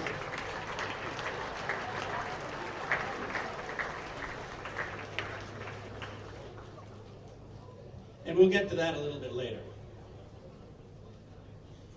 So welcome families, parents, friends, faculty, administration, and all of you to wonderful Wilbraham and Monson Academy. I'll start with me. In 1980, through circumstances brought on by myself, my parents offered me an opportunity to attend Wilbraham and Monson Academy. As a day student, after 1/4 of my freshman year at Ware High School. This very unselfish act would be such a huge foundation for the rest of my life. WMA was not where I learned all the lessons that would shape my life.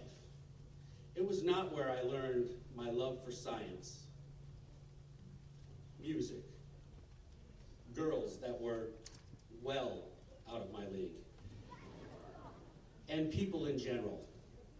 It is, however, where I was finally able to embrace it.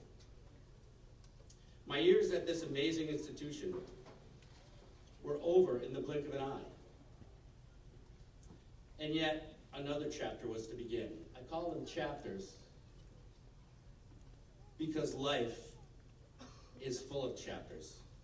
I hope most of you have chapters in your life. Be them standard or be them eclectic. Chapters are what makes our book wonderful. It's coming on 40 years now since I donned the cap and gown here at Wilbraham Monson. Bringing home the band award. Thank you. Did get the band award. And returning to my seat after receiving my diploma, opening it up and noticing it was empty. I may or may have not spent a little bit too much money on cheeseburgers and sweatshirts in the school store and the spa and hadn't paid my bill yet. And my parents didn't really know that. But I digress.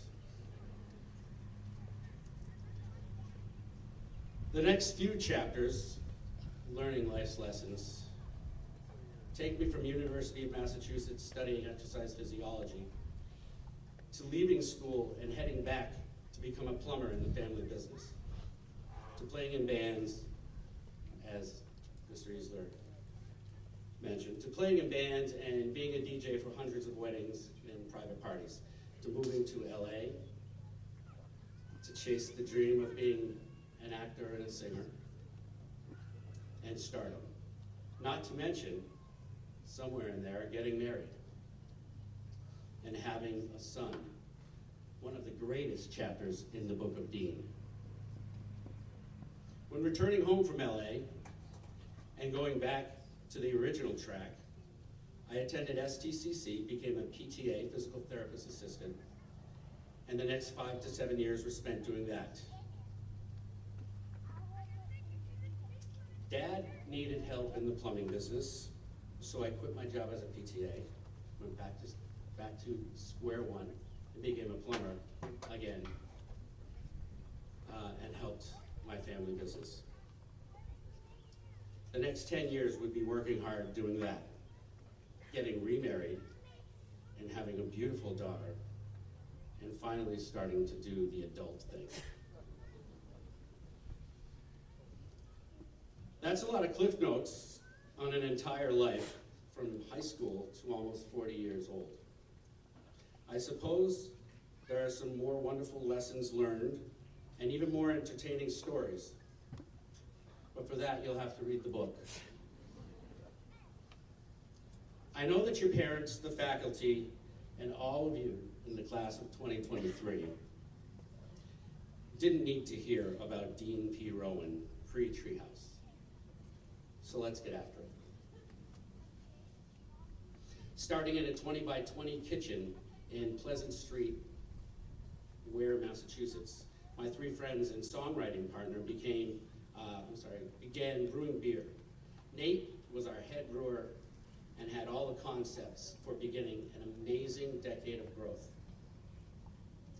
We were the perfect combination of brains, brawn, work ethic, and ambition.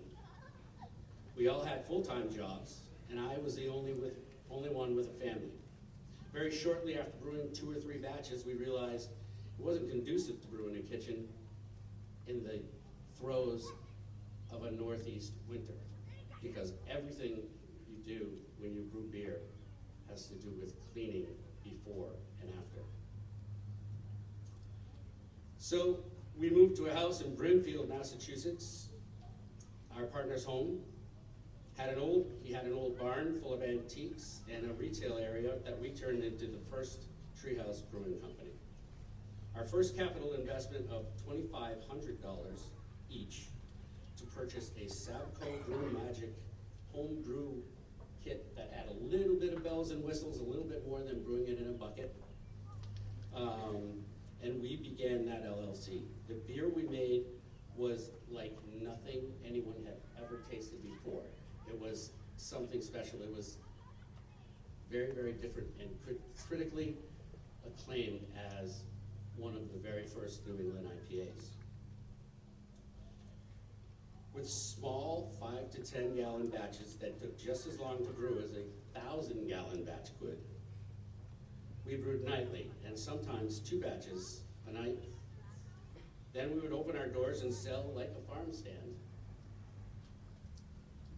Every single drop that we had fermented and packaged. This couldn't continue as such a hobby, so we all put our houses up for a loan of this was more, of $250,000 to purchase a 5-barrel brew house and fermenting equipment. To which our banker at Country Bank in Ware, who I was still doing plumbing work for, told us it would never work. And we would all be washing dishes and slinging burgers to pay back the loan. Side note, that banker and the president of Country Bank had a great chuckle at their corporate shareholders meeting hosted by Treehouse Charlton just 4 years later, when Country Bank and the SBA funded their largest commercial loan to date for $22 million. Rewind a few years. This all came with great sacrifice and hard work, which everything you do in life does. For the first 3 years, none of us took a paycheck. We worked after our 40-hour jobs, and can honestly say that there were sometimes a full week would go by and I wouldn't see my daughter, who was very young at that time, and I would leave the house at 5 o'clock in the morning while she was still sleeping, and I would come home at midnight while she was already in bed.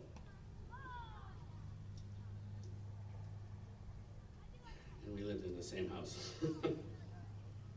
From the day that Treehouse started, my amazing partner in life, my wife, took care of everything that needed to be done in the house, everything that needed to be done with the kids, raised my daughter, raised my son.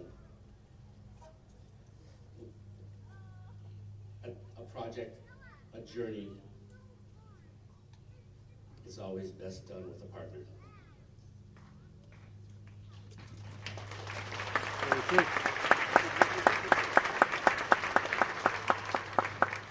So she let me focus on being Treehouse Dean, and I did.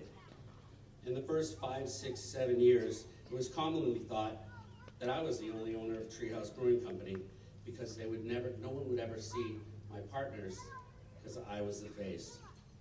I did almost all the public engagements, the dinners, the tours, the beer fests, speaking engagement, all while maintaining our retail presence at the brewery, and my other duties entailed most of the mechanical work at the brewery because we didn't have any other mechanics and I was a licensed plumber.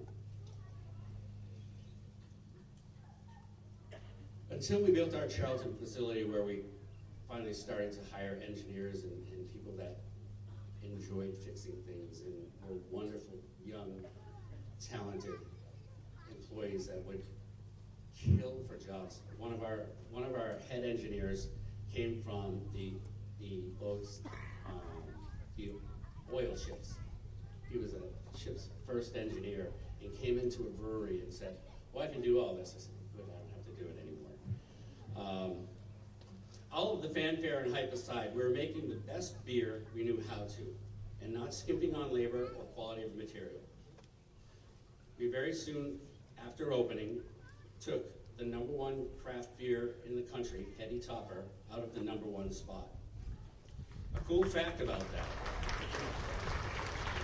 Thank you. A cool fact about that, just so a lot of people don't know this, is that the beer was called Julius. And particular hop to brew Julius with is a Citra hop. Citra was in very short order that year, and we weren't going to be able to brew it anymore. And there happened to be a lottery with Sam Adams because they bought all of the surplus Citra hops, and we hit the lottery for 250 pounds.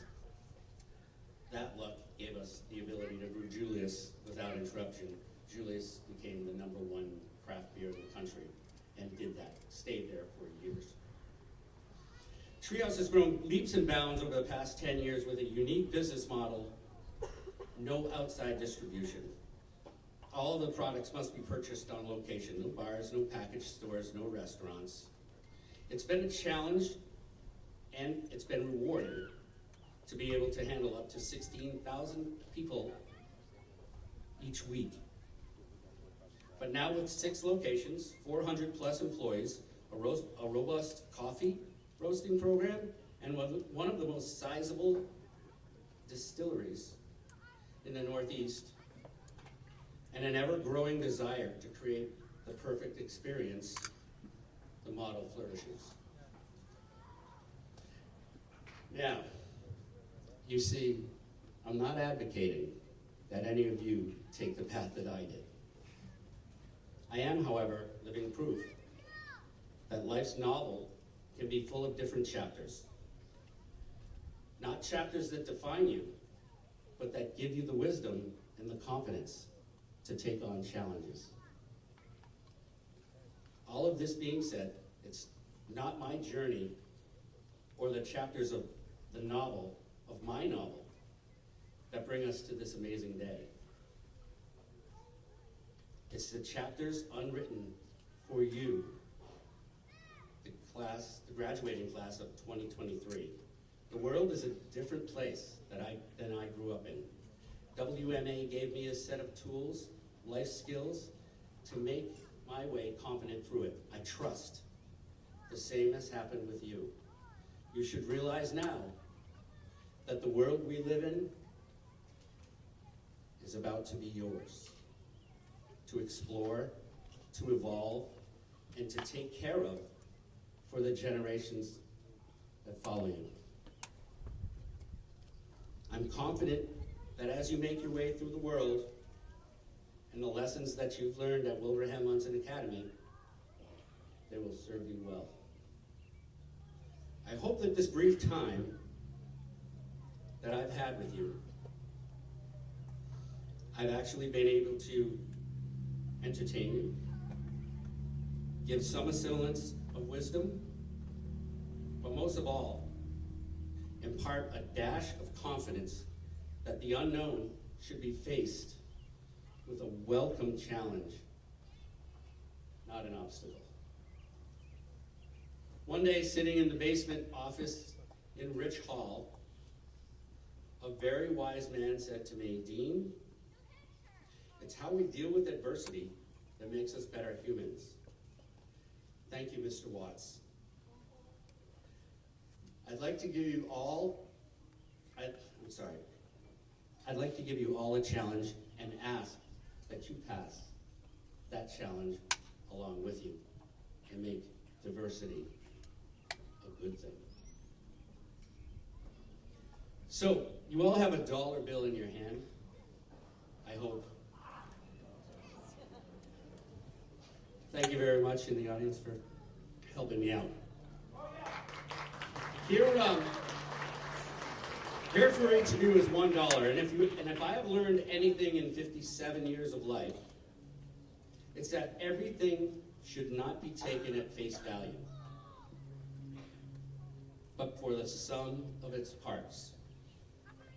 This dollar is also 100 pennies, just easier to carry. I'll call them opportunities.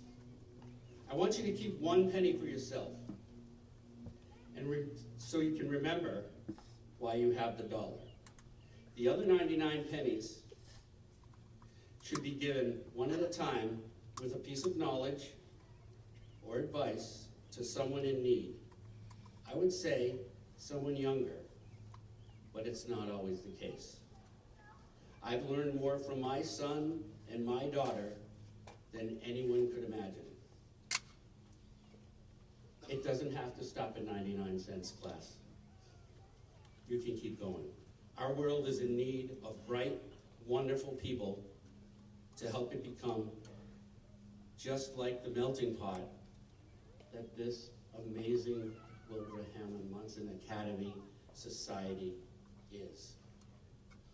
My wish for all of you is that you go on to live happy, healthy, fruitful, and productive lives, and that you all have dreams and that they all come true.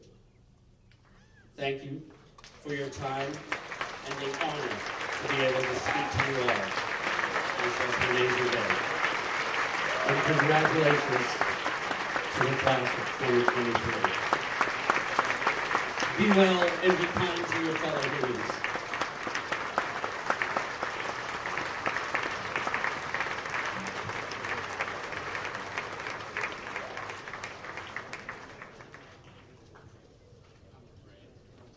I got a little something for Dean for sharing his time with us today. Oh, you don't have to be scared of it, Dean. Is it my bookstore bill? It's your bill. Thank you very much. Thank you, Dean. Thank you for being here with us today. Now we will proceed with the awarding of the diplomas.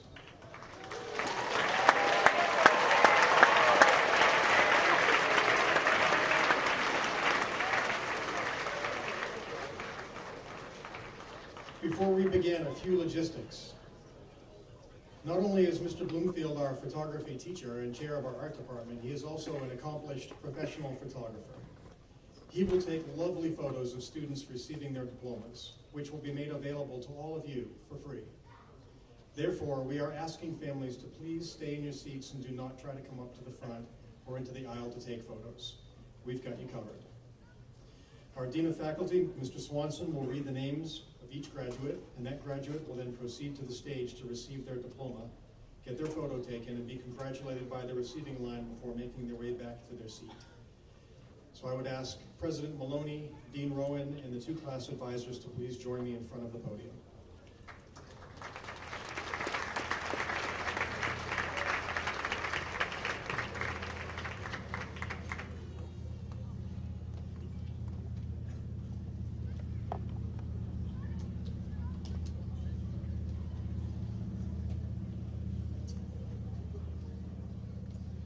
Mr. Easer, Mr. Maloney, it is my honor to call forward the members of the class of 2023 who have completed all of the requirements for a Wilbraham Monson Academy diploma. First row, please stand. Ava Isabel Aguiar.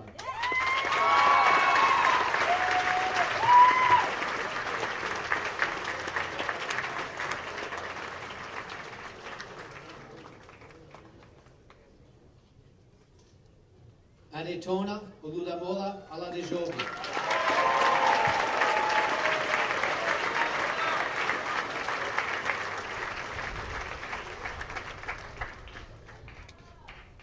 Farid Bareman.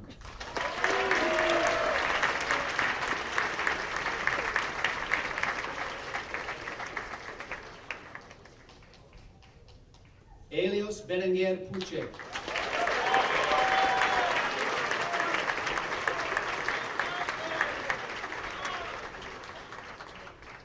Javier Berenguer Puche.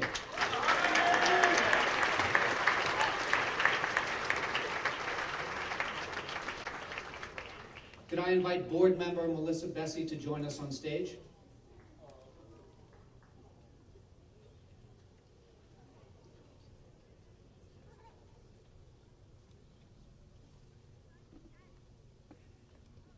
Graduating cum laude, Julia M. Bessie.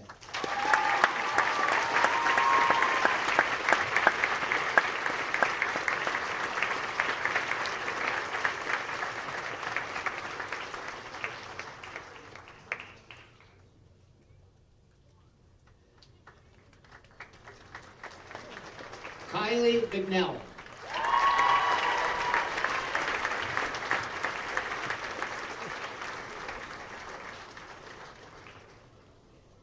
First row, please sit. Second row, please rise. Jordan Christopher Blaze.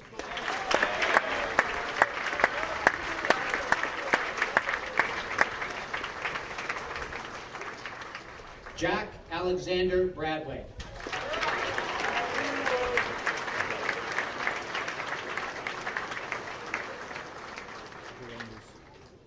Guglielmo Caltalano.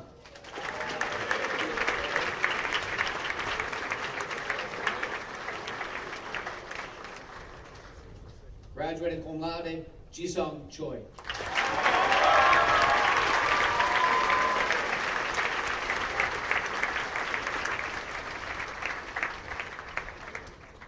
Joseph Gerard Corbett.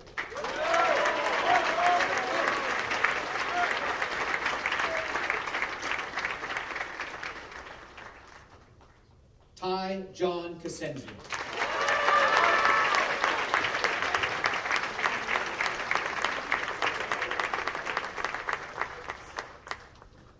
Umberto Nathan De Pina Pinto.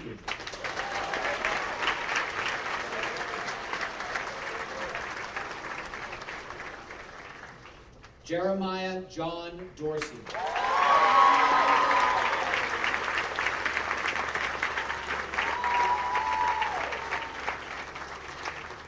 Ryan Duncan.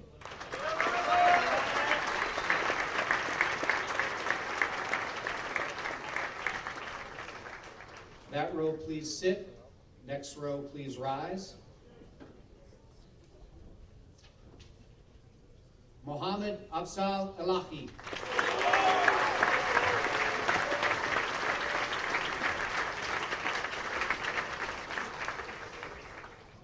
Valdemar Engel.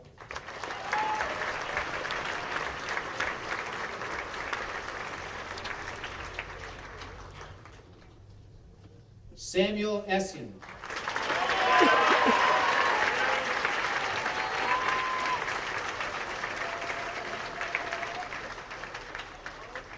Jessica Ethier.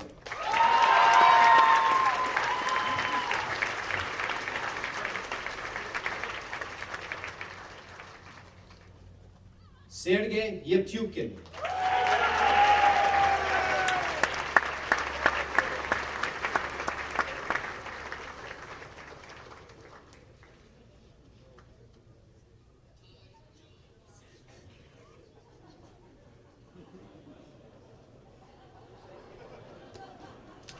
Francesco Joseph Vicente.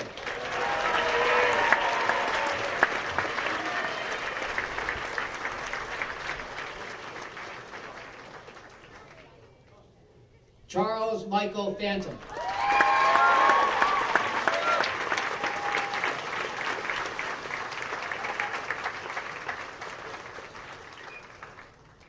Federico Felin.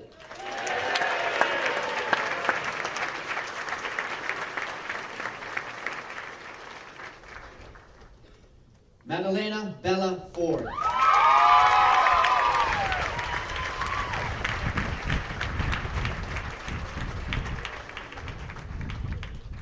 That row, please sit. Next row, please rise. Jeffrey K. Fox.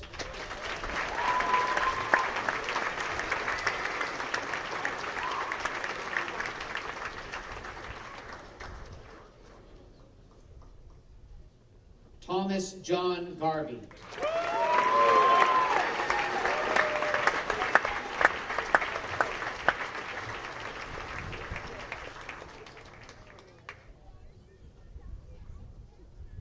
Margaret Louisa Gately.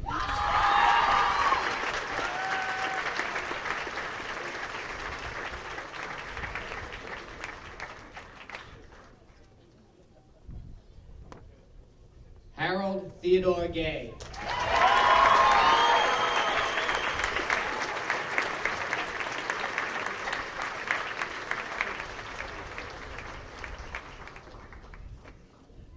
Graduating cum laude, Ayana M. Gonzalez.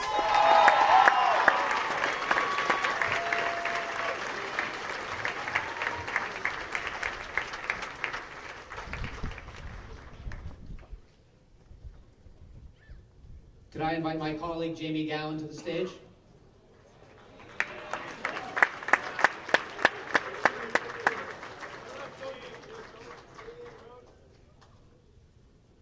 Graduating as a member of the French Honor Society and cum laude, Brady James Gowan.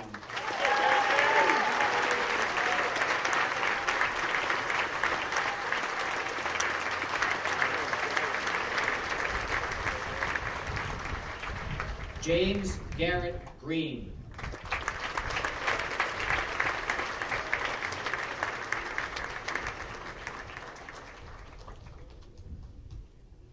Drew Habermeyer.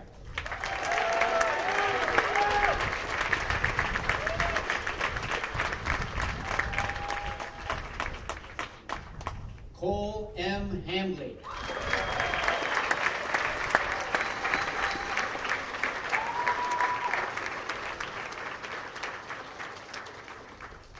Riley E. Harris.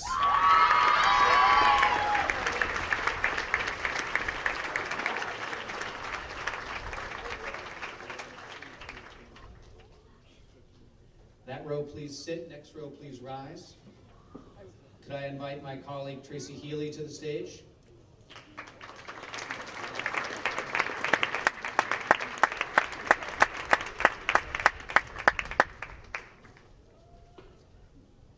Jackson Ryan Healy.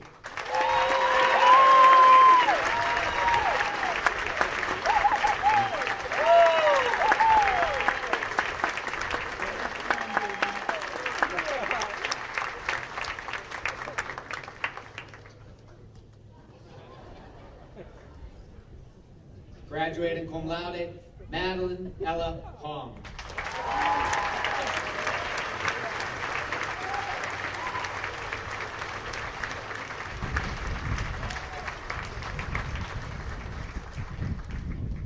Hui Huang.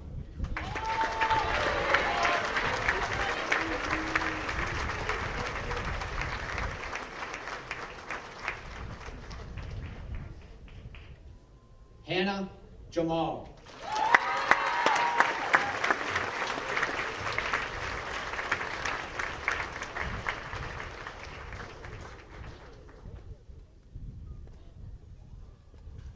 Jack Martin Jennings.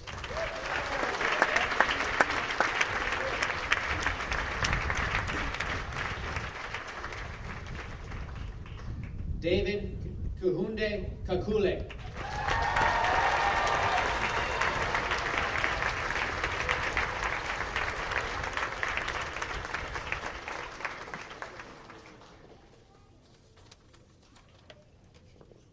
QN Ethan King.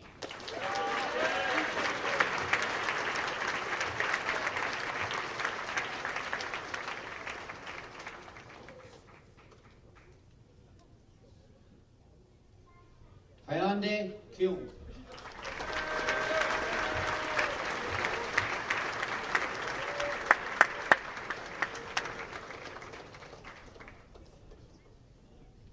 John Anthony Klepacki.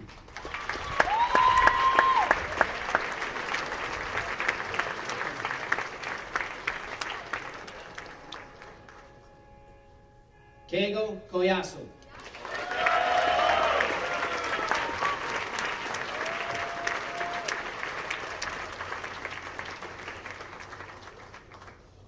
Tate Michael Lechkowski.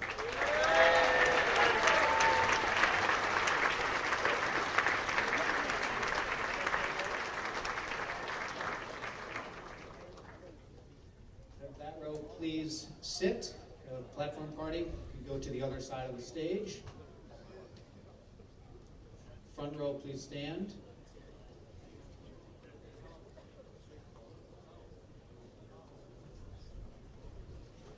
Shangren Liu.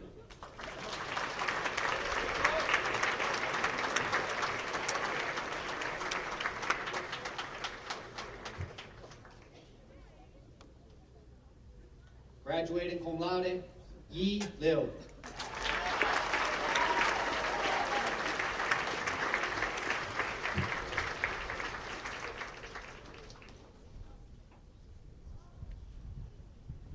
Megan Amber Mark.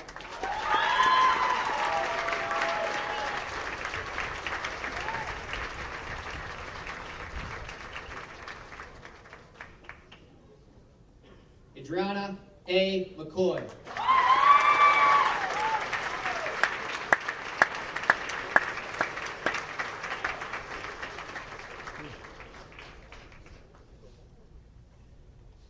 Jonathan N. Medley.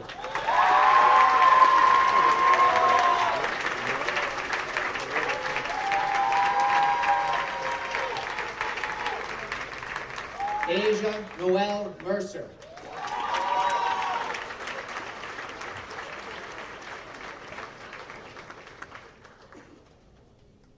Gabriel Rafael Mujica.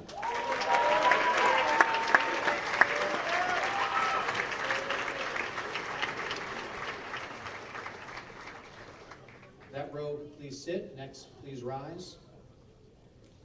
Georgie Mumlatsi.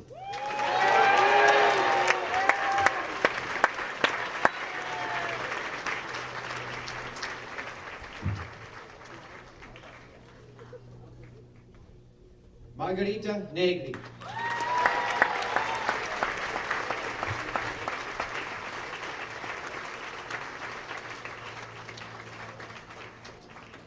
Carter Barrett O'Brien.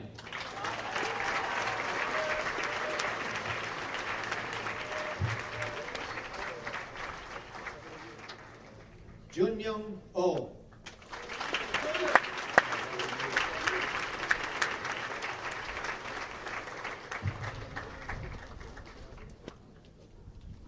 Ting Ting Oh.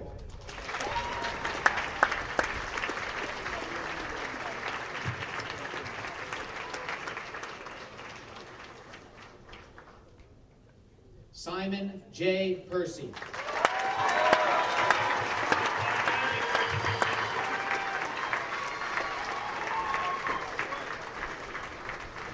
Desmond Alexander Perez Castaneda.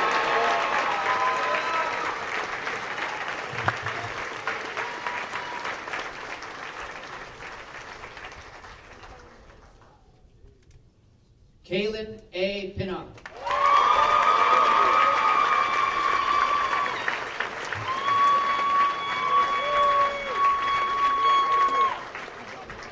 Carl Henry Plichta.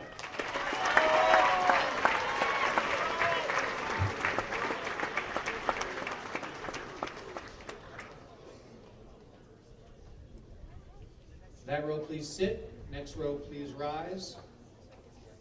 Tyler J. Poirier.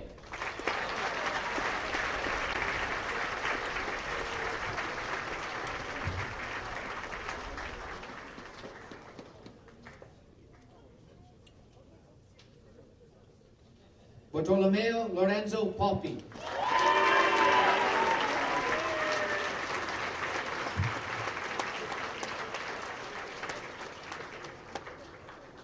Graduating cum laude, David M. Prickett.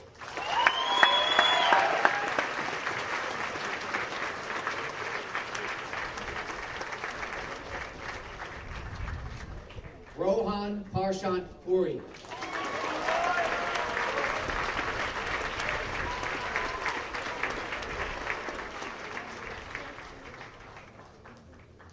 Shoshi Chi.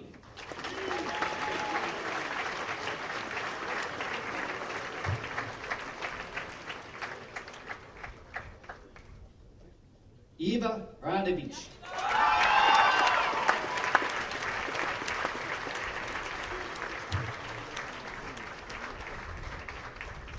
Yumin Rowe.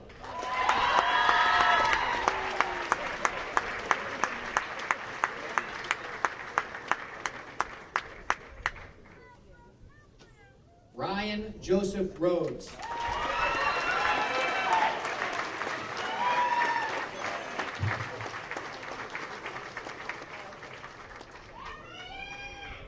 Could my colleague Krista Robinson join us on stage?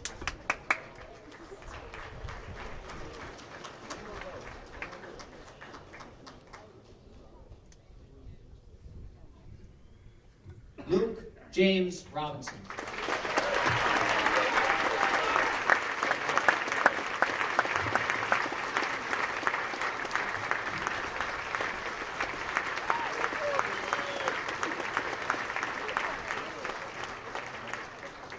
That row be seated. Next row, please rise.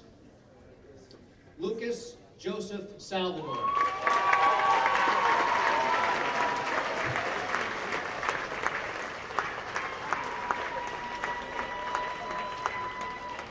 Megan Schuerman.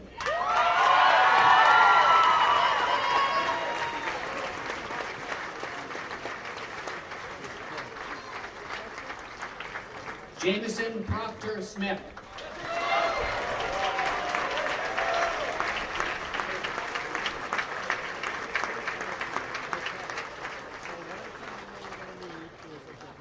Evan Patrick Spillane.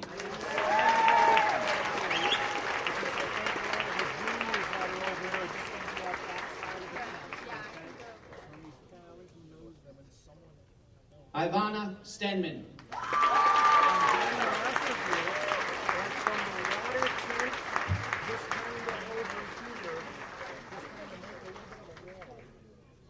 Cole Francis Stevens.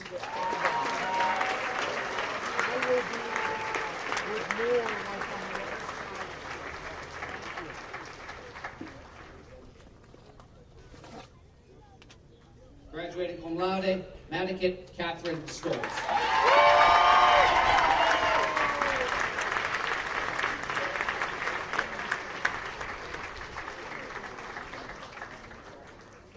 Nolan Thomas Stratton.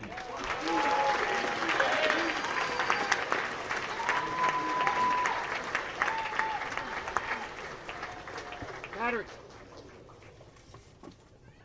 Jack Walter Swanson.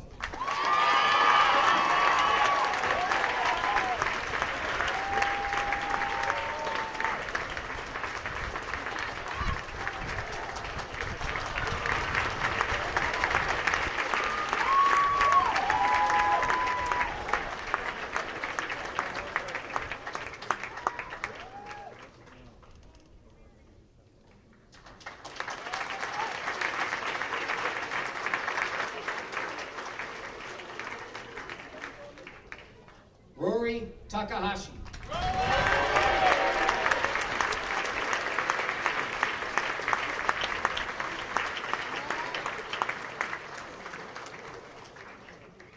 That row can be seated. Final row can stand.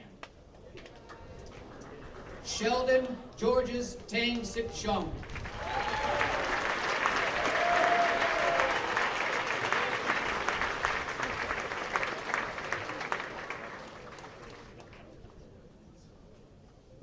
Abril Villar Gilles.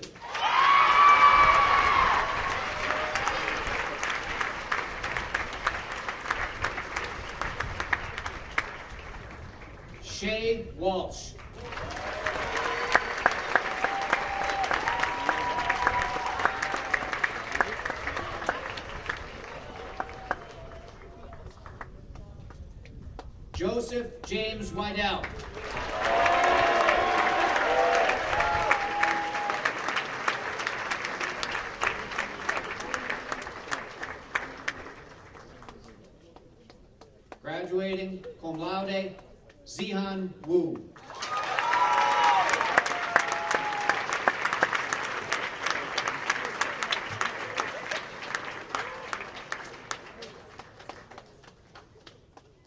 Tianze Shong.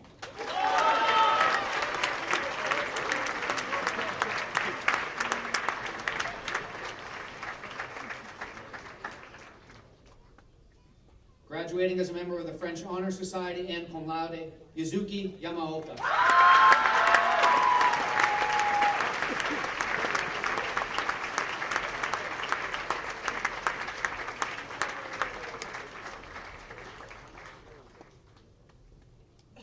Go Yin.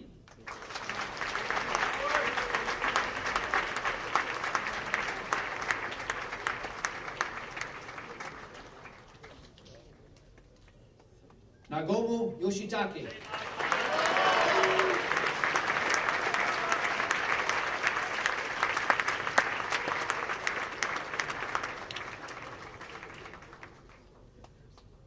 Liefon Zhao.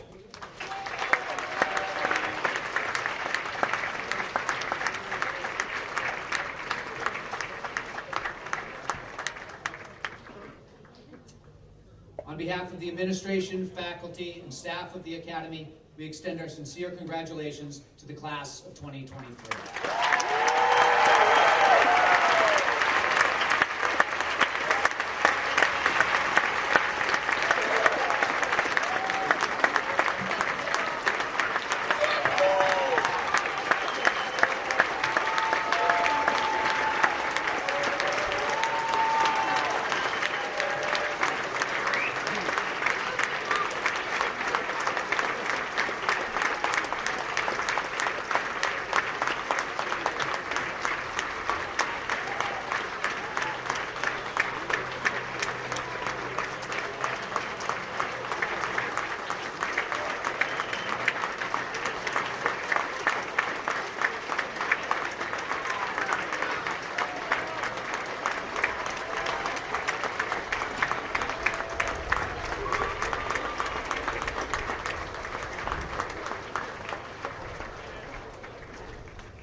Thank you everyone for joining us today.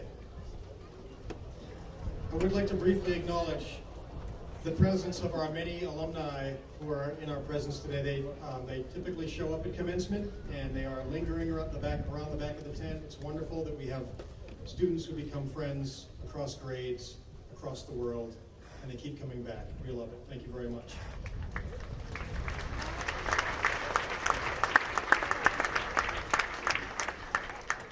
As we conclude, the platform party will recess first, followed by the faculty, and then we will form a gauntlet at the back of the tent, through which the graduates will recess for us to give them one final farewell. Please remain at your seats until the entire graduating class has exited, at which time the ceremony will have concluded. We invite everyone to a luncheon in the dining hall immediately following. Thank you.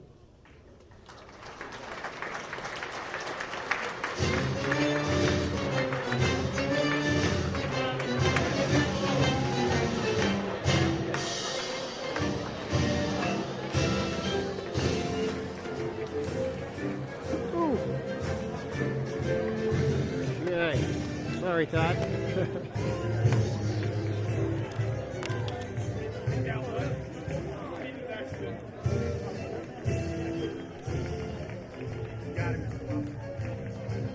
Almost there.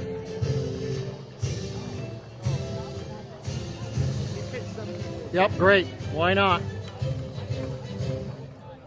When I give them the newspapers right to the teachers. Yeah, everybody. Yep. We're going to find out where the end of this gauntlet is. It's okay.